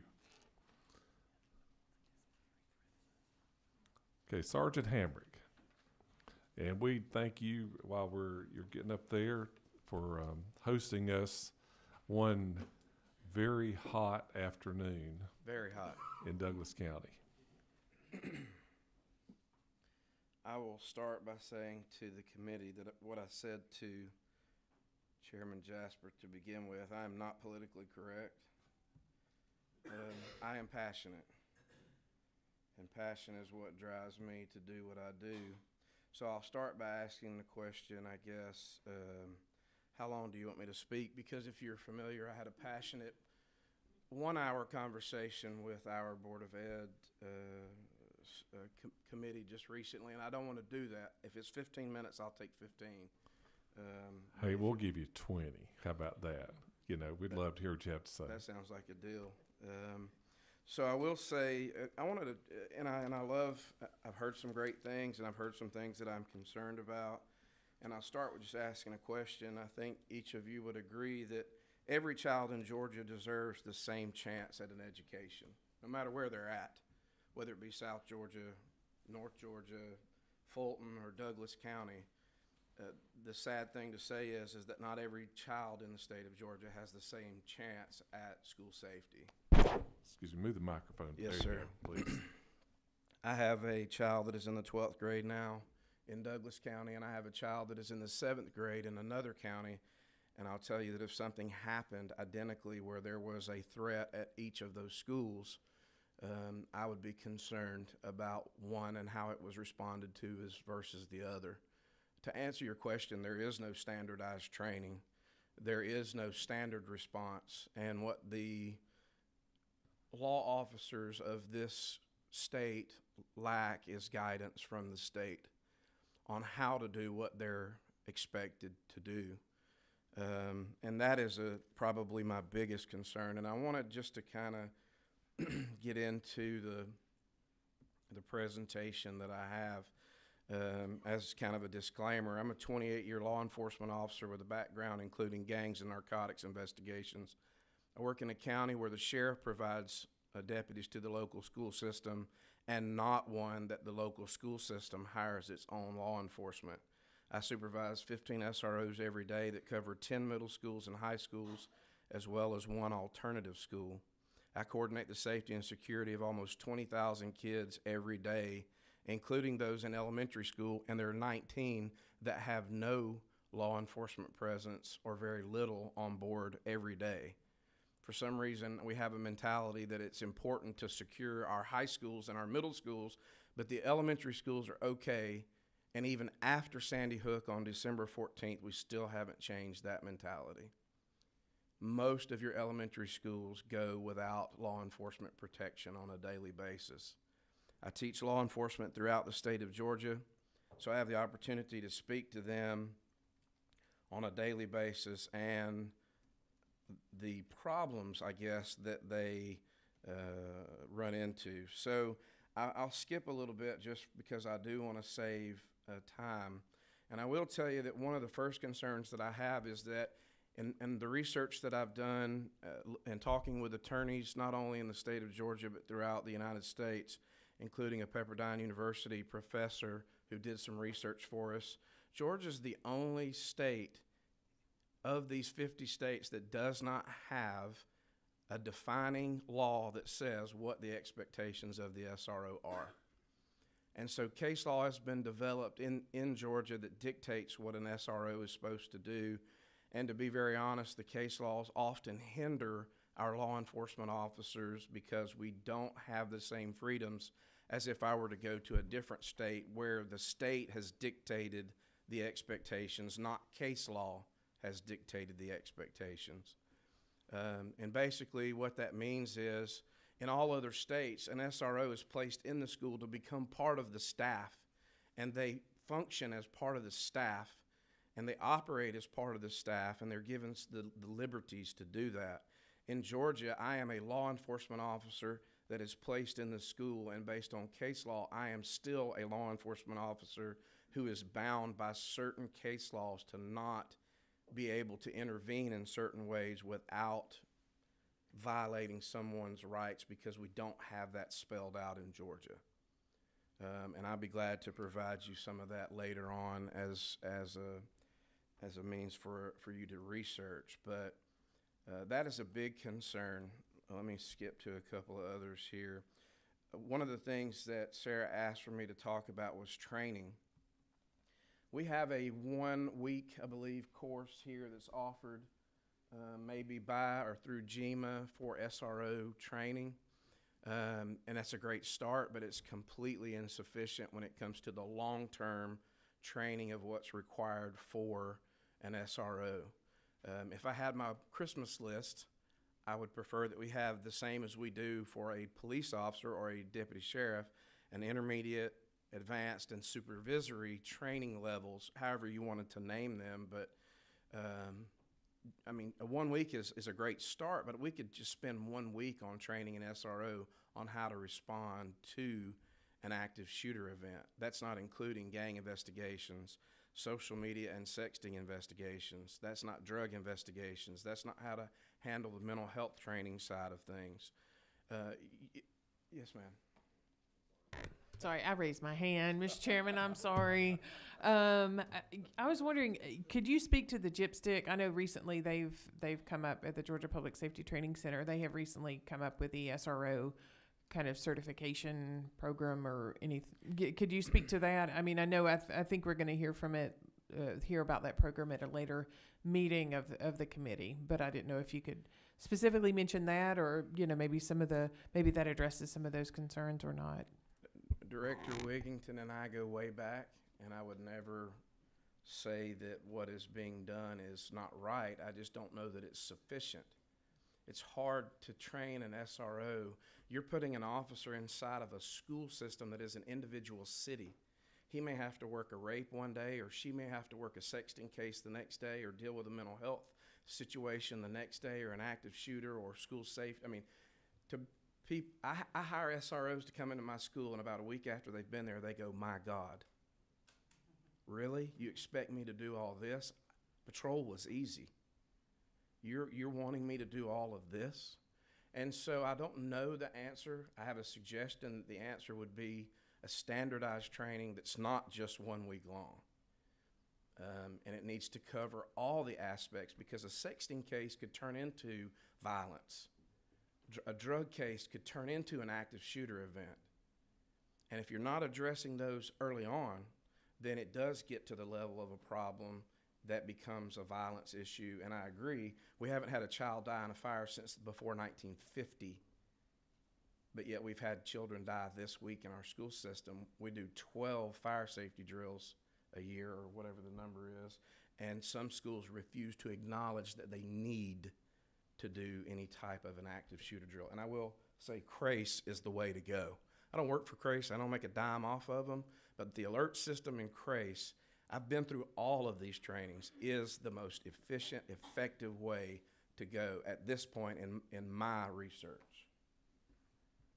So I hope that maybe answers that question. So I will tell you some of the training that we do in our school system. NASRO, which is the National Association of School Resource Officers, has a certification for basic and advanced and supervisory for SROs. Georgia has its SRO training. We are also in our county CIT, and as well as other mental health training that we receive, gang and bullying training and identification, drug identification, social media training, active shooter training, sexual abuse and child abuse. I just wish that you could spend a week and realize what each and every SRO is expected to be an expert in. And it is really a vast array of problems. And when you put an SRO in a school system, it's a huge expectation.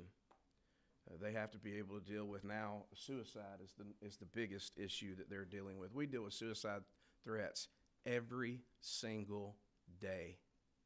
We had a counselor that brought a young man in with a gun in his backpack, talked to him about suicide because she had little to no training, and sent him back to the classroom with a loaded handgun with the intentions of killing himself between 6th and 7th period at my daughter's school. I'm passionate. Had it not been for a tip that came through an alternate method, he would have killed himself, I'm sure, that day between 6th and 7th period had we not intervened. That's a concern.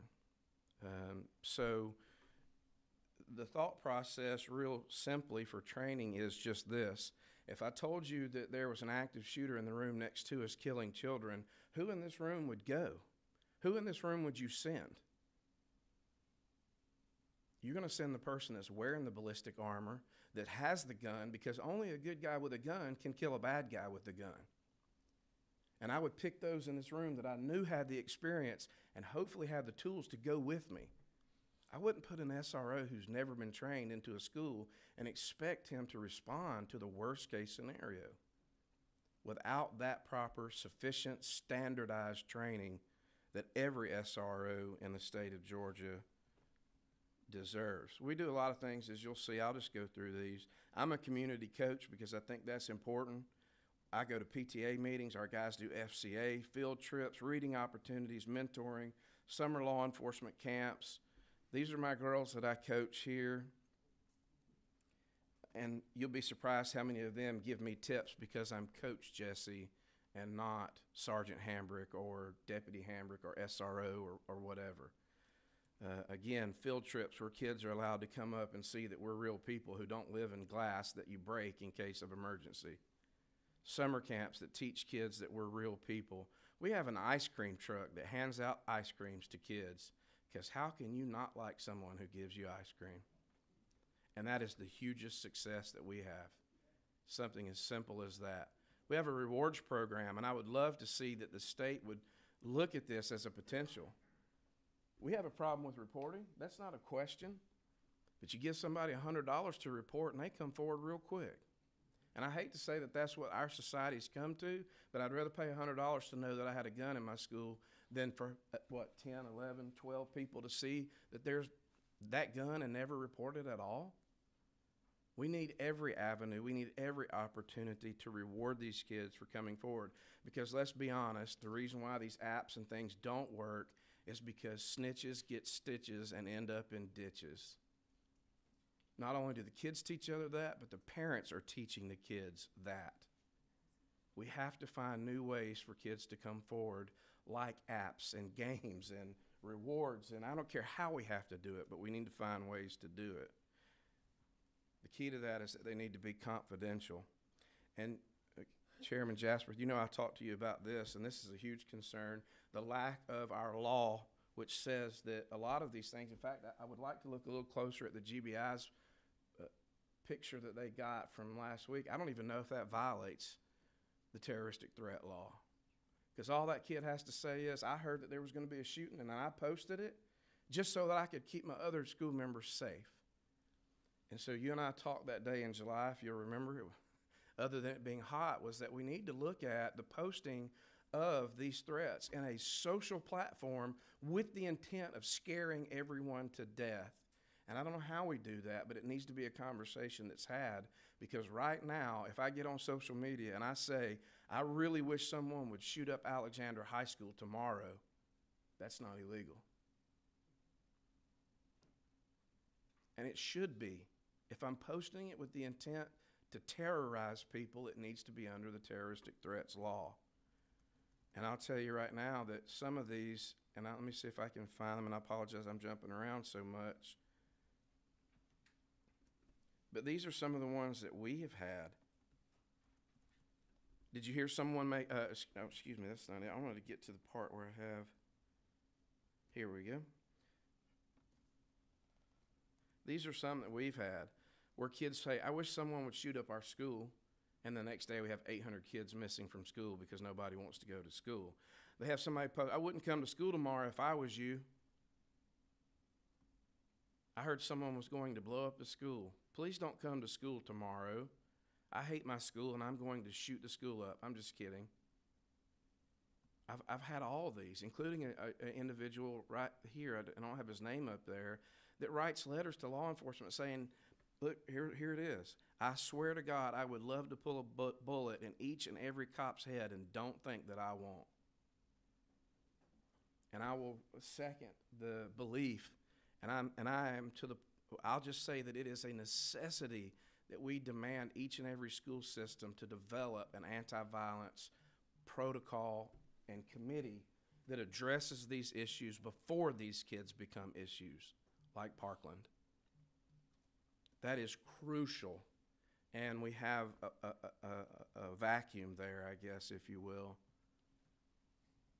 So let me get to the most important part, and then I'll finish as I promised. Well, I love to preach more than others. Passing a law to dictate the role of an SRO in the school system, I think, is a necessity. What is an SRO and what's expected? Because if we don't have guidance, then the case laws dictate what we can do and not do. And just to kind of bring you along where we're at right now, in the state of Georgia, if I have an administrator and a child that are talking, I can be in that room with those people and hear and glean from them. But at the minute I open my mouth and interject into that conversation, that child is protected under the Fourth Amendment rights. The problem with that is that gets into a whole nother level of introducing parents and teachers and counselors, and the information really never gets relayed to us. In all the other school systems that I talk to, they can interact with that child and find out where the danger's at and what exists, and then at the time that they think that the child has committed a crime, they can then in turn move forward from there under those protected rights.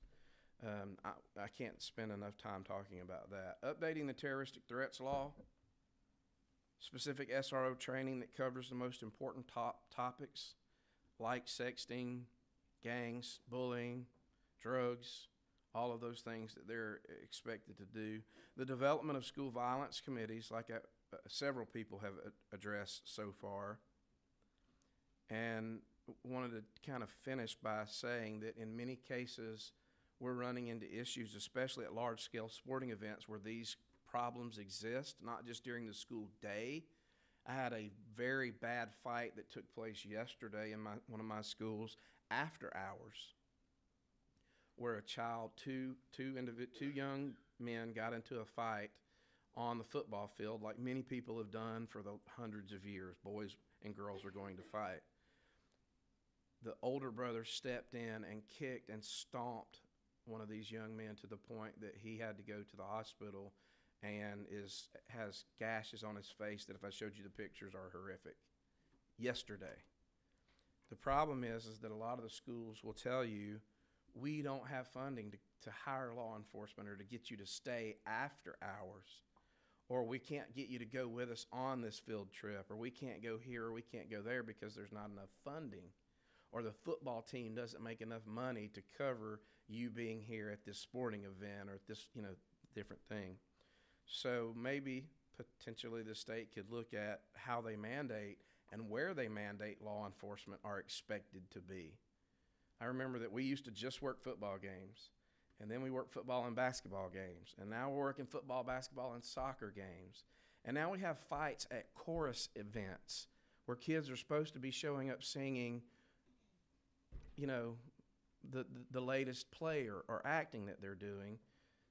And it's just a concern that I have that funding is the issue, because ultimately all of these programs that you've heard rely on one thing: having that trained, highly professional officer with a gun ready to respond at a moment's notice at that school. And in Douglas, I have 19 schools that are not covered. 19 elementary school kids in Douglas that aren't afforded the same opportunity as the middle and high school kids. So that's a concern. Questions?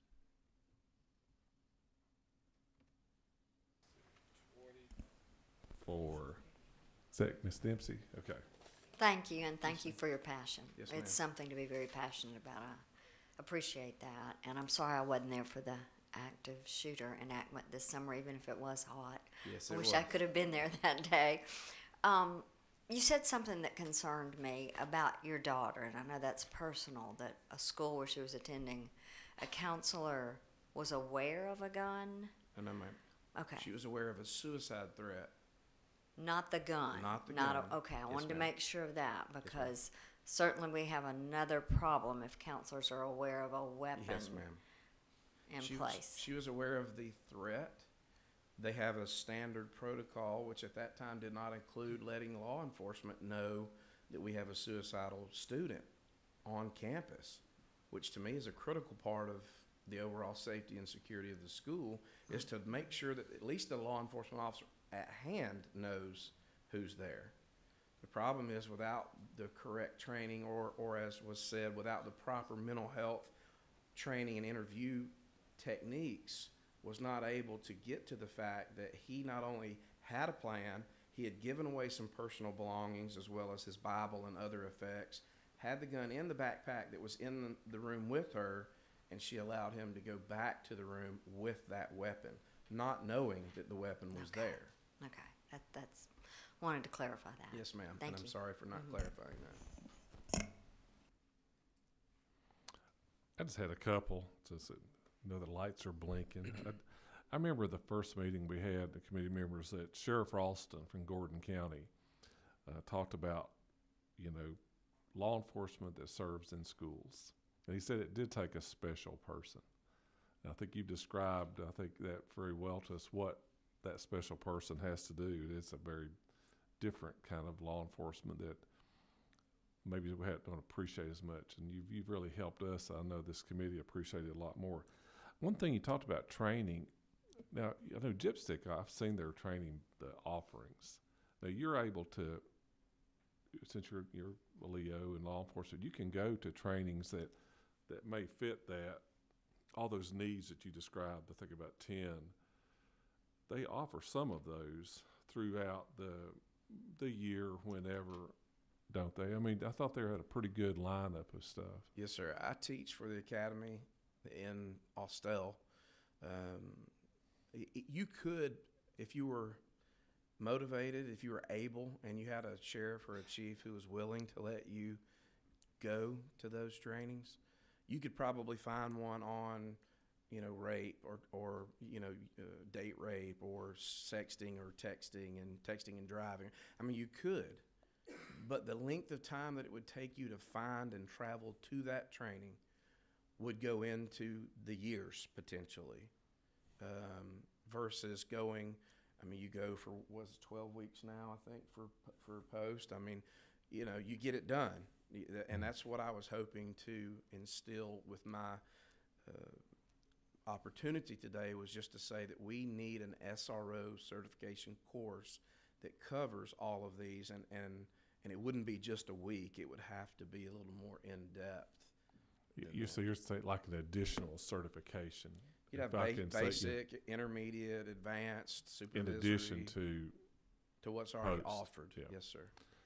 Is there a SRO association or a group of y'all that get together and talk, or is it?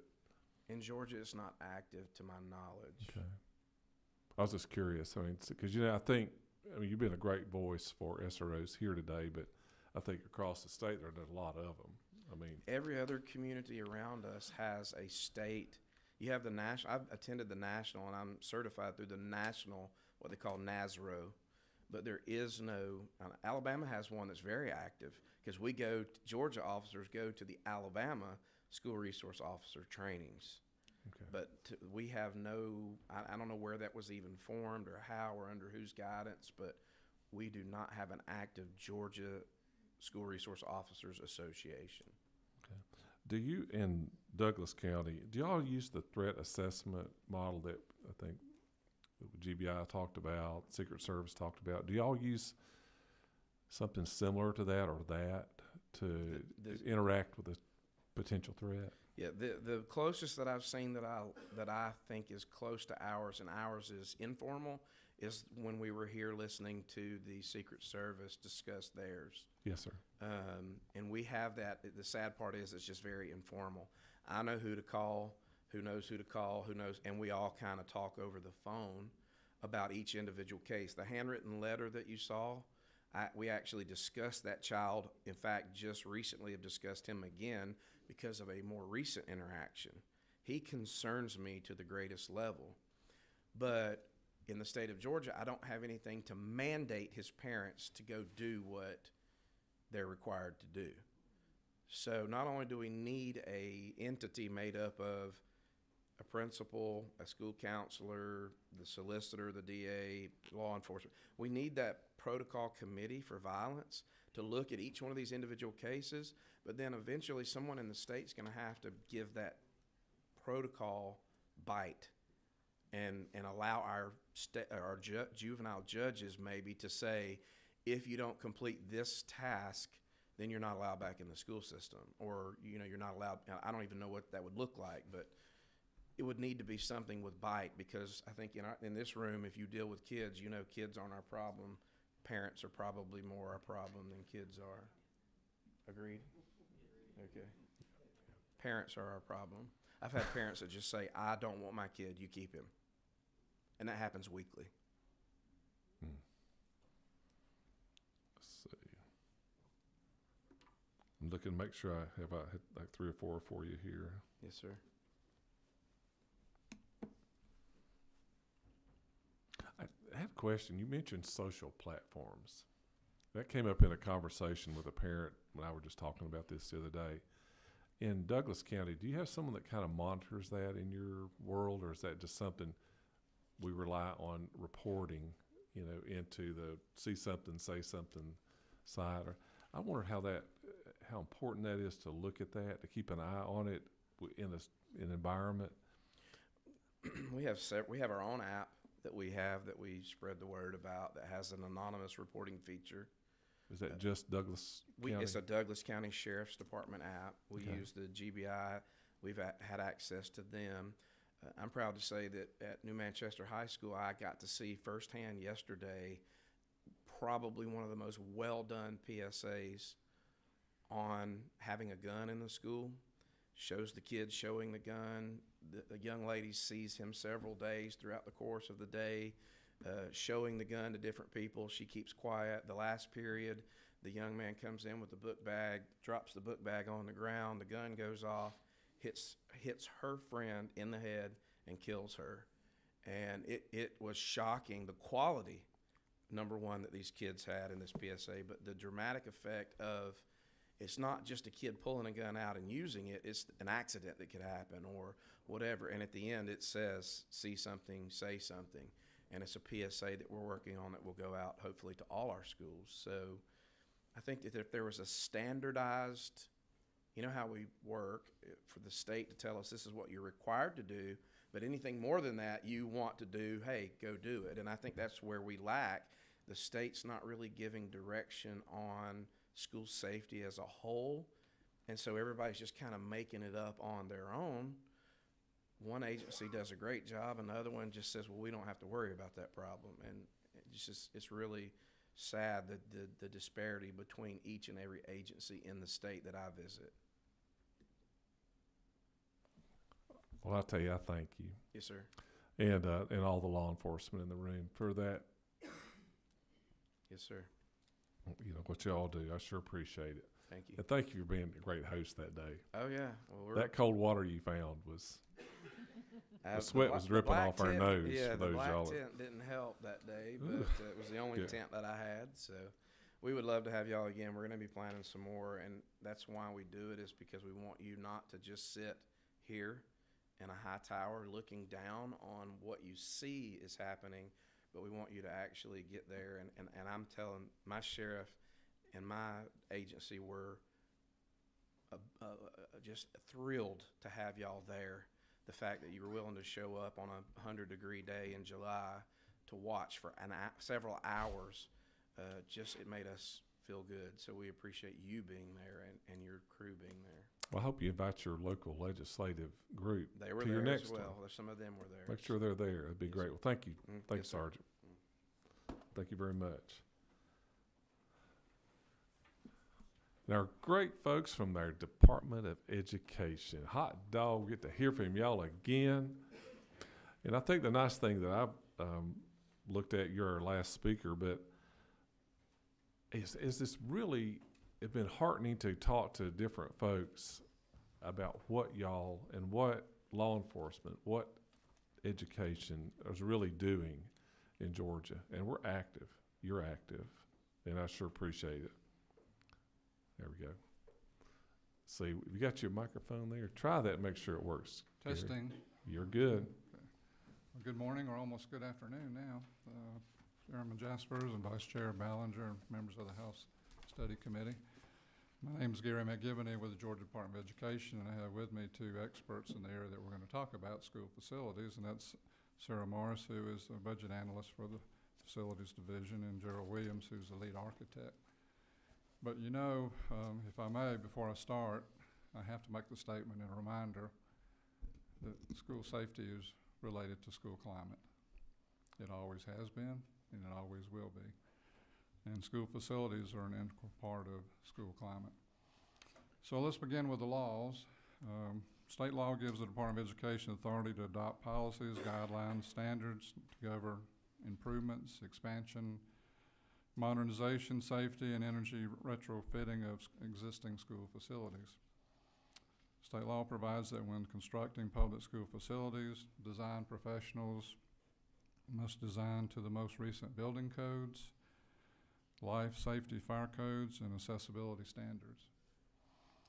The law further provides for the authority of the state fire marshal's office or the local jurisdiction acting on the authority of the state fire marshal to review and approve school facility plans and specifications for public buildings to the extent that those plans and specifications meet the minimum codes as described or established at that time of review. Consequently, the Department of Education guidelines address safety from the viewpoint of meeting established minimum requirements set forth in the applicable building, fire, and life safety codes. The facilities architects of the Department of Education review and approve plans and specifications with an eye for adequacy of spaces, conformity with the local facility plan required by law to participate in Georgia's capital outlay program, and to ensure that mitigations identified in the site approval documents are designed actually into the facility. So let's talk about site selection and safety. During the late 1990s, the Department of Education developed guidelines governing site selection and approval for new school facilities and for existing facilities under certain conditions. And these guidelines are periodically updated. In general, these guidelines require that floodplain acreage be identified through Georgia Department of Natural Resources and further prohibits construction in affected areas. Systems must also commission an environmental site assessment, which may include the need for risk hazard assessment. An environmental site assessment and risk hazard assessment identifies potential worst-case scenarios related to risk within certain distances of the proposed school site. And I'll give some examples in a moment. Based on the professional judgment of the qualified firm conducting the environmental site assessment and a review of the environmental site assessment report by the Department of Education, facility staff, a site may be deemed unsuitable for a school facility. In most cases, hazards and their potential risk to the students and staff of a facility can be mitigated by design measures proposed by the certified design professionals who authors the environmental site assessment and agreed to, of course, by the Department of Education facility staff after an extensive review. Some examples: major highways where fuel and materials are transported, underground or above ground storage facilities where fuel is offloaded or stored, and railways that may transport hazardous materials are examples of hazards that may provide risk to the occupants of school facilities and must be mitigated. Further examples of mitigation might be required depending on the situation include shelter in place where HVAC systems are equipped with emergency cutoff to prevent the intrusion of poisonous vapor into the school building. Blast-resistant glass where modeling suggests that the facility may be within the blast radius of a worst-case scenario, such as a derailment. Earthen berms constructed to deflect explosions that might occur, for example, from a fuel tanker accident or a breach of a high-pressure gas line. Situating a facility on a site in such a manner as to be at least impacted by the worst-case scenario. And as we said earlier, some sites are deemed unsuitable for school facilities because of the risk assessments. Approach to facility safety is the Department of Education's Facilities Division. Safety's focus is directed at site safety, building and accessibility codes, severe weather preparedness, life safety codes, and fire codes.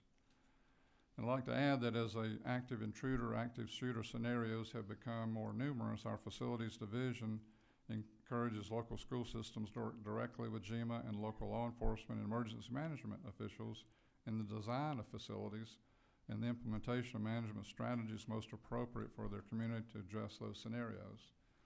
And I'll add here parenthetically that GEMA has been great to work with. GEMA is very responsive to the Department of Education. They're very responsive to local school systems. If I picked up the phone right now and called GEMA, I can get somebody on the phone and they're going to respond immediately. Got a question. So, when we talked about, maybe jumping ahead, but, with the architect, Catherine, just like you're talking about there, the suggestions,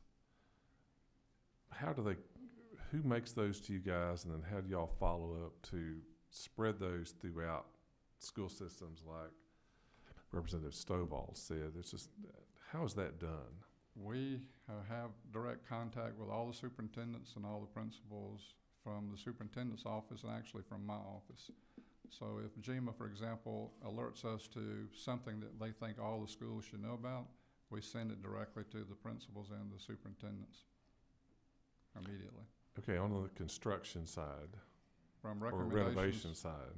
For recommendations for construction, Gerald Williams is our lead architect. Gerald, you have anything to say about that? Well, I might be jumping ahead. I know I may be, but I know that's something that's been on my, as you've heard us talk. And the question again was, how do we disseminate this information to the school districts? Yeah, I guess too, Gerald, how do you know, how do you determine what's important, what's effective? I mean, from architects to boots on the ground in the schools. I forget what Chairman Ballinger talked about, the variety of schools that are out there. I guess I'm most concerned about the knowledge that's out there. How's it put to practical work in school systems? I guess that's what, because this is an evolving, changing thing very quickly, and I want to make sure I got the idea how y'all are getting it out there to them. Well, one of the ways we get information out to school districts is, we have Pull what's it a little called bit field. closer, Joe, just a little bit. Thank you. Sorry. We have what's called field consultants, and each one of the consultants is over a certain number of school districts. And so when we have information, like Dr. McGivney said, he puts it out to the superintendents.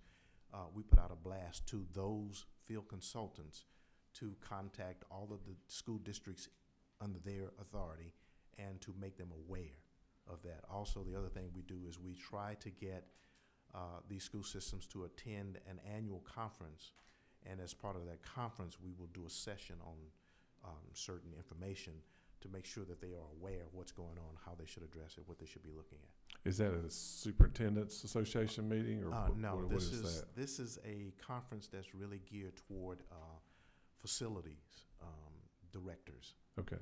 So. But architects and construction. Go ahead, microphone.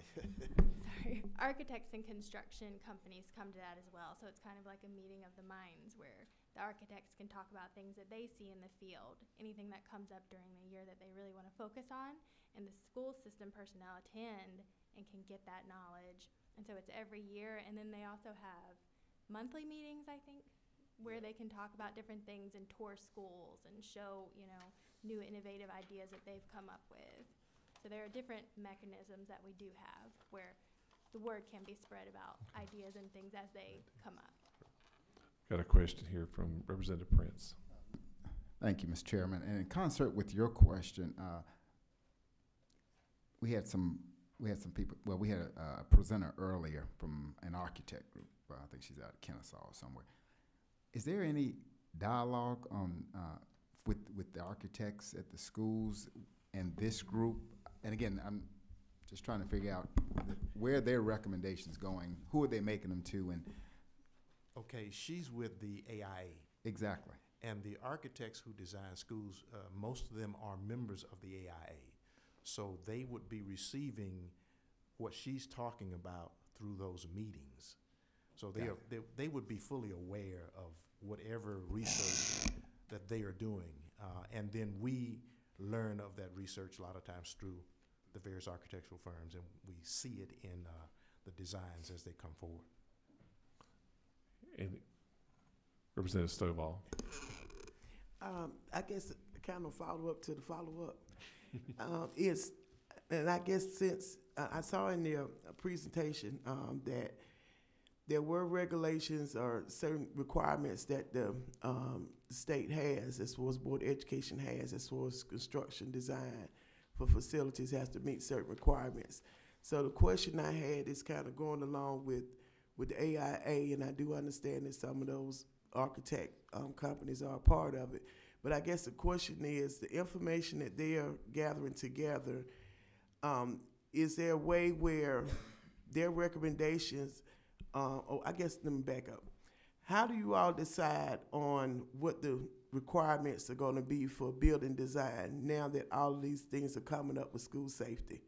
I guess that's the question, first question I have. Well, one of the things we'll have to do is get a hold of that information, and we'll have to look at it. And we have to look at it from the standpoint of, we have these metro counties who have very healthy SPLOST.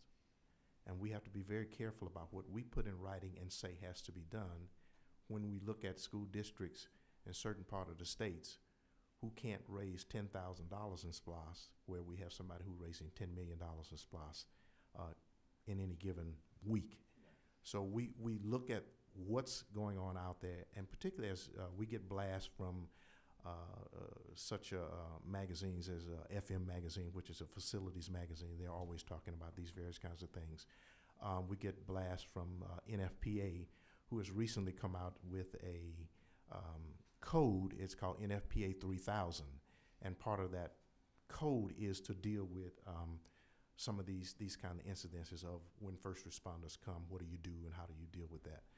But again, what we do is we take a look at all information. We look at how to address any rule or guideline that we have and look at how that's going to affect all schools. And we also have to take into consideration that Georgia is what's called a local control state. So there are some things that are the responsibility of the local school district. And so we have to walk that line as well. May I do a follow-up, Mr. Chairman?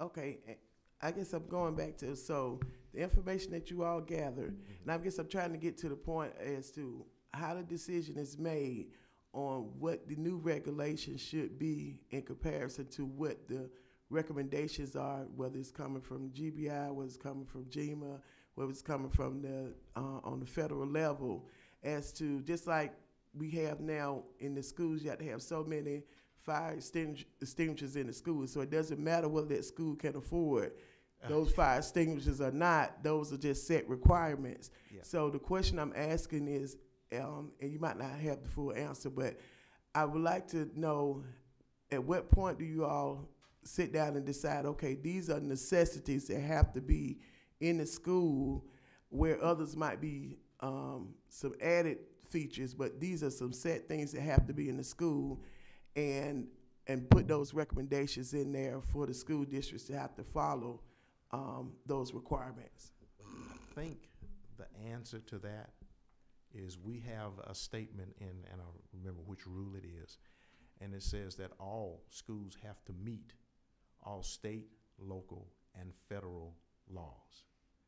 Meaning that if there is a mandate that comes down from the state or the feds regarding any of the subjects you've asked for, the school districts have to respond.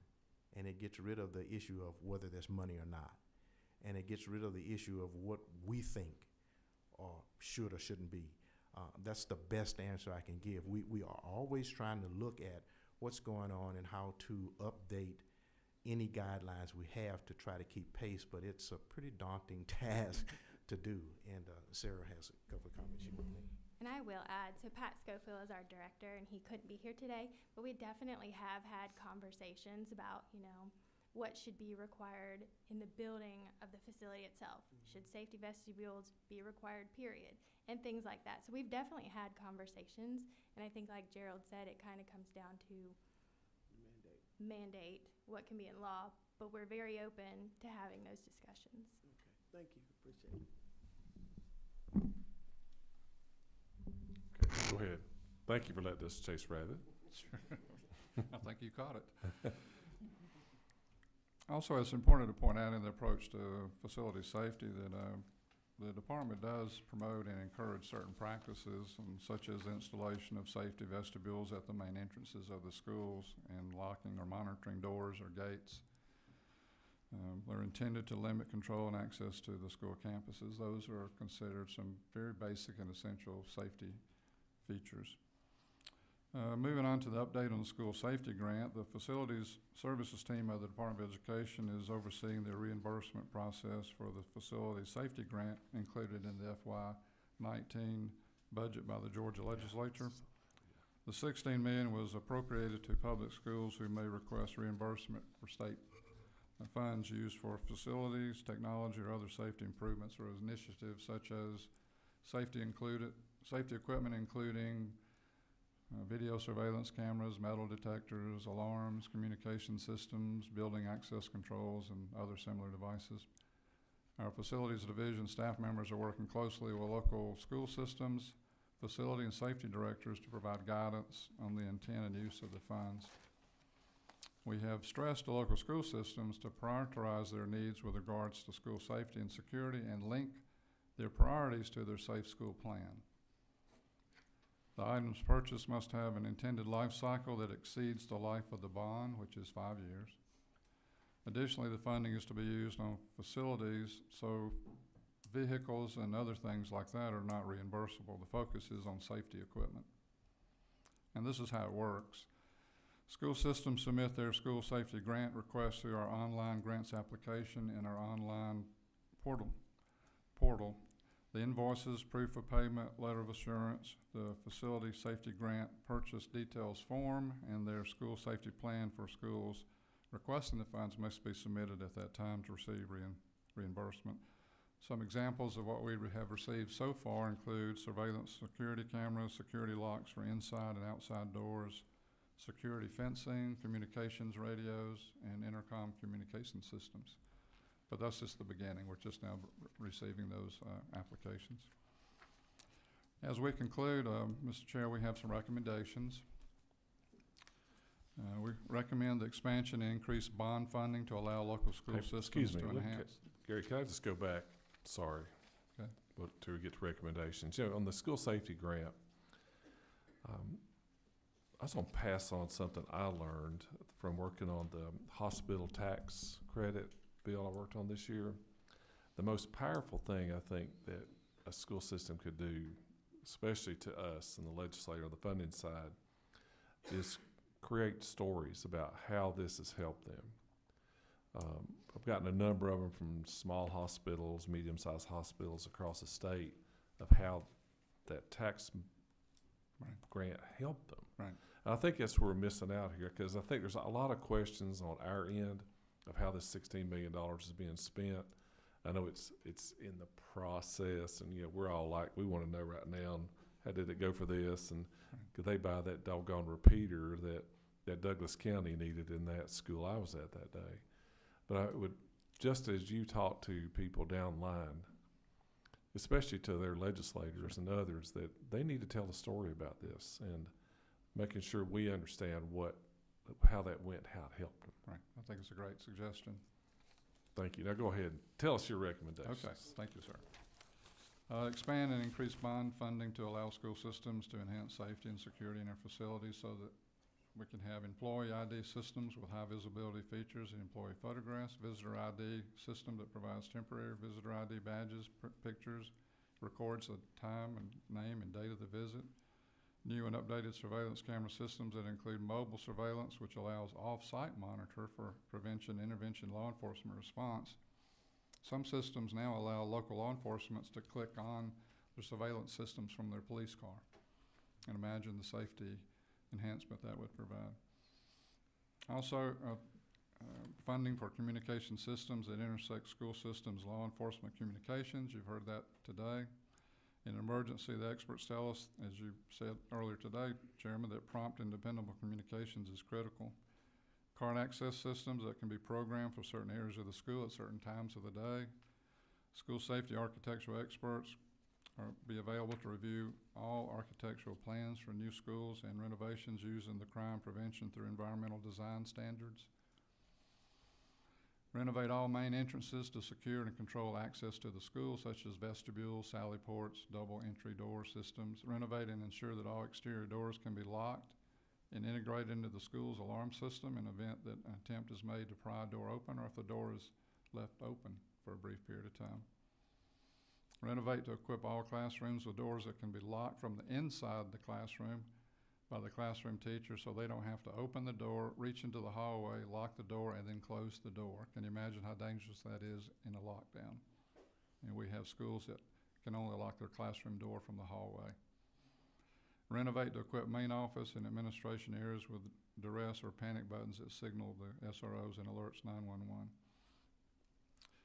Those are some of the main recommendations. There are others, and before we conclude our statements, I would like to remind the committee to go back to the May meeting that you had where we addressed some of the mental health issues and what BHDD is doing with their APEX program.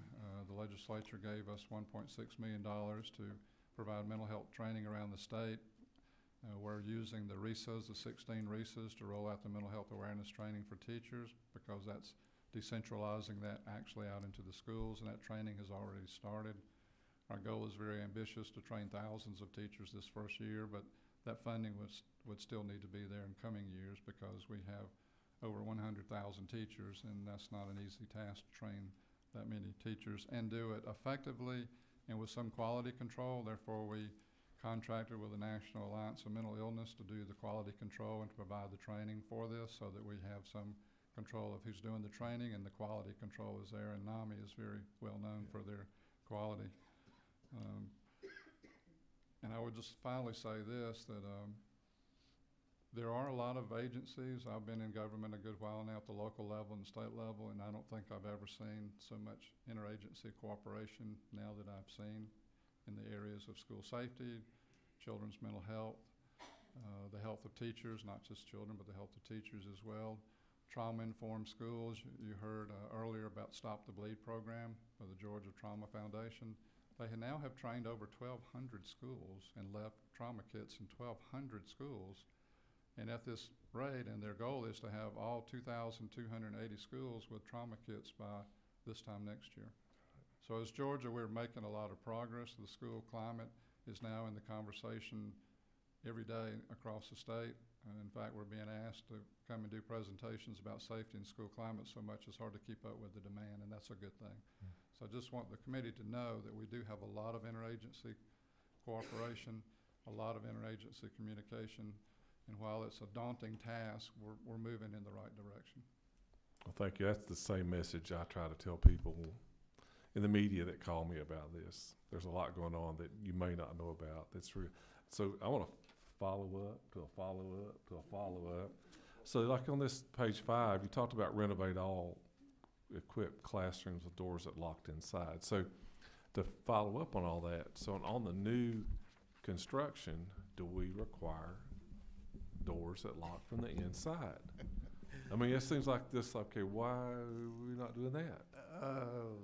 If somebody told you that and led you down that road, they were wrong. All doors have locks on them. Oh, locks on them, yeah, but here it says that can be locked from the inside by the classroom teacher. Okay, now that. So I want to know why, if that's a recommendation right here on page 5, why are we not at this moment and under new construction, bids are being let tomorrow in Cherokee County, I'm sure, for another school, that's not the requirement on the door lock. That the door can't be locked from in or out, that's more than likely a local decision. So DOE at the state level, we are not in those conversations about how they want to manage that facility. So if the school district and those folks are saying we want the door locked from the outside or the inside, we're not making that decision. It's being made at the local level. But most all doors, particularly exterior doors, all have locking mechanisms, have panic hardware. Oh, yeah. And I'm with you there, but it's just this recommendation's like, well, this is something that I think y'all feel very strongly about, that they should be able to lock it from the inside. But that's just, go ahead, ma'am. You want to say something? Yeah, I think it's what Gerald said. We can definitely recommend, but at the end of the day, I think a lot of the time it's the local level decisions. So while there may be things that we could definitely recommend, we can't mandate. But if it becomes part of a building code requirement, then it has to be done. Sure. I think, is that 19? Representative Prince. And this has nothing to do with facilities, however, Mr. Chairman.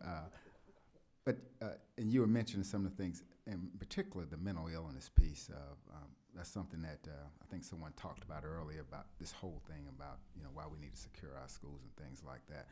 But it just triggered something with you being chair of higher ed as well, that the teachers that we have. I know you mentioned that you had to train so many teachers, and the mental, just take that piece alone, not even safety and all the other stuff. But the things that the teachers have to know nowadays is a lot of things they're not getting in the college as a part of the prerequisite.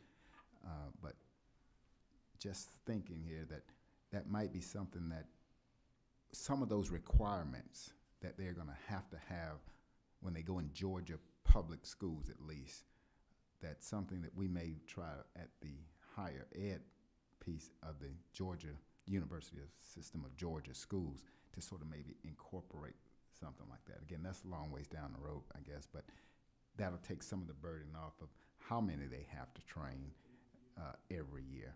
But just something that you guys can probably work together, I think. Just thinking, so this is to follow up yours, Representative. So do we require, I guess, to, chase a rabbit just a little bit? I'm good at that, but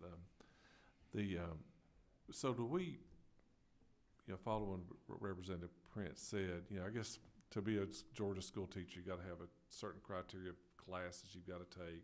If you're K-5 or pre-K-5, whatever the designation is now, or high school, assume that they have to have a certain group of classes to do that, right? Yes. Or is that? Yes, teacher preparation program is what we're talking about. Okay. And we have talked to USG about along the same lines that the architecture is going to have to change and protocols are going to have to change, and our view of how we secure buildings will have to change, then perhaps teacher preparation needs to change as well. Okay. He was glad to hear that. See, 22, is that? It's me. Chairman Lubson.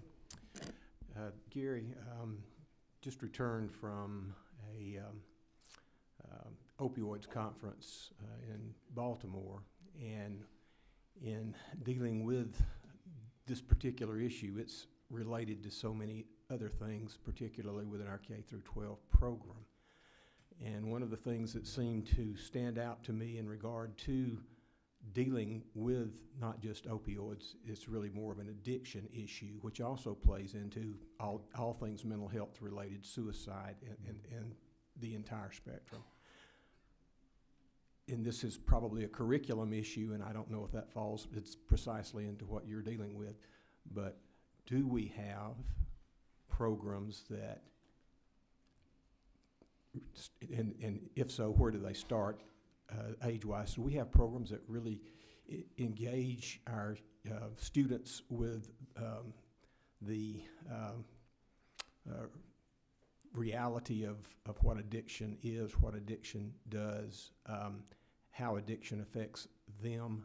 Do we have anything that currently is, in place? And if not, I think the question that's being asked from that perspective is why not? Because the statistics show that if we can keep young people away from addictive drugs until they're 21 years of age, the likelihood of them ever going down that route after that point, the numbers are just extremely low compared to what happens during those formative years. We do have drug education in the different grade levels, elementary, middle, and high school. But it doesn't compare to what we once had. At one time, we received millions of dollars from the Safe and Drug-Free Schools program at the federal level, and we really focused a lot on drug education and included addiction, and mental health was wrapped into that as well. But all that funding went away, and we don't have the resources now to go back to the time when we had a very comprehensive drug education program.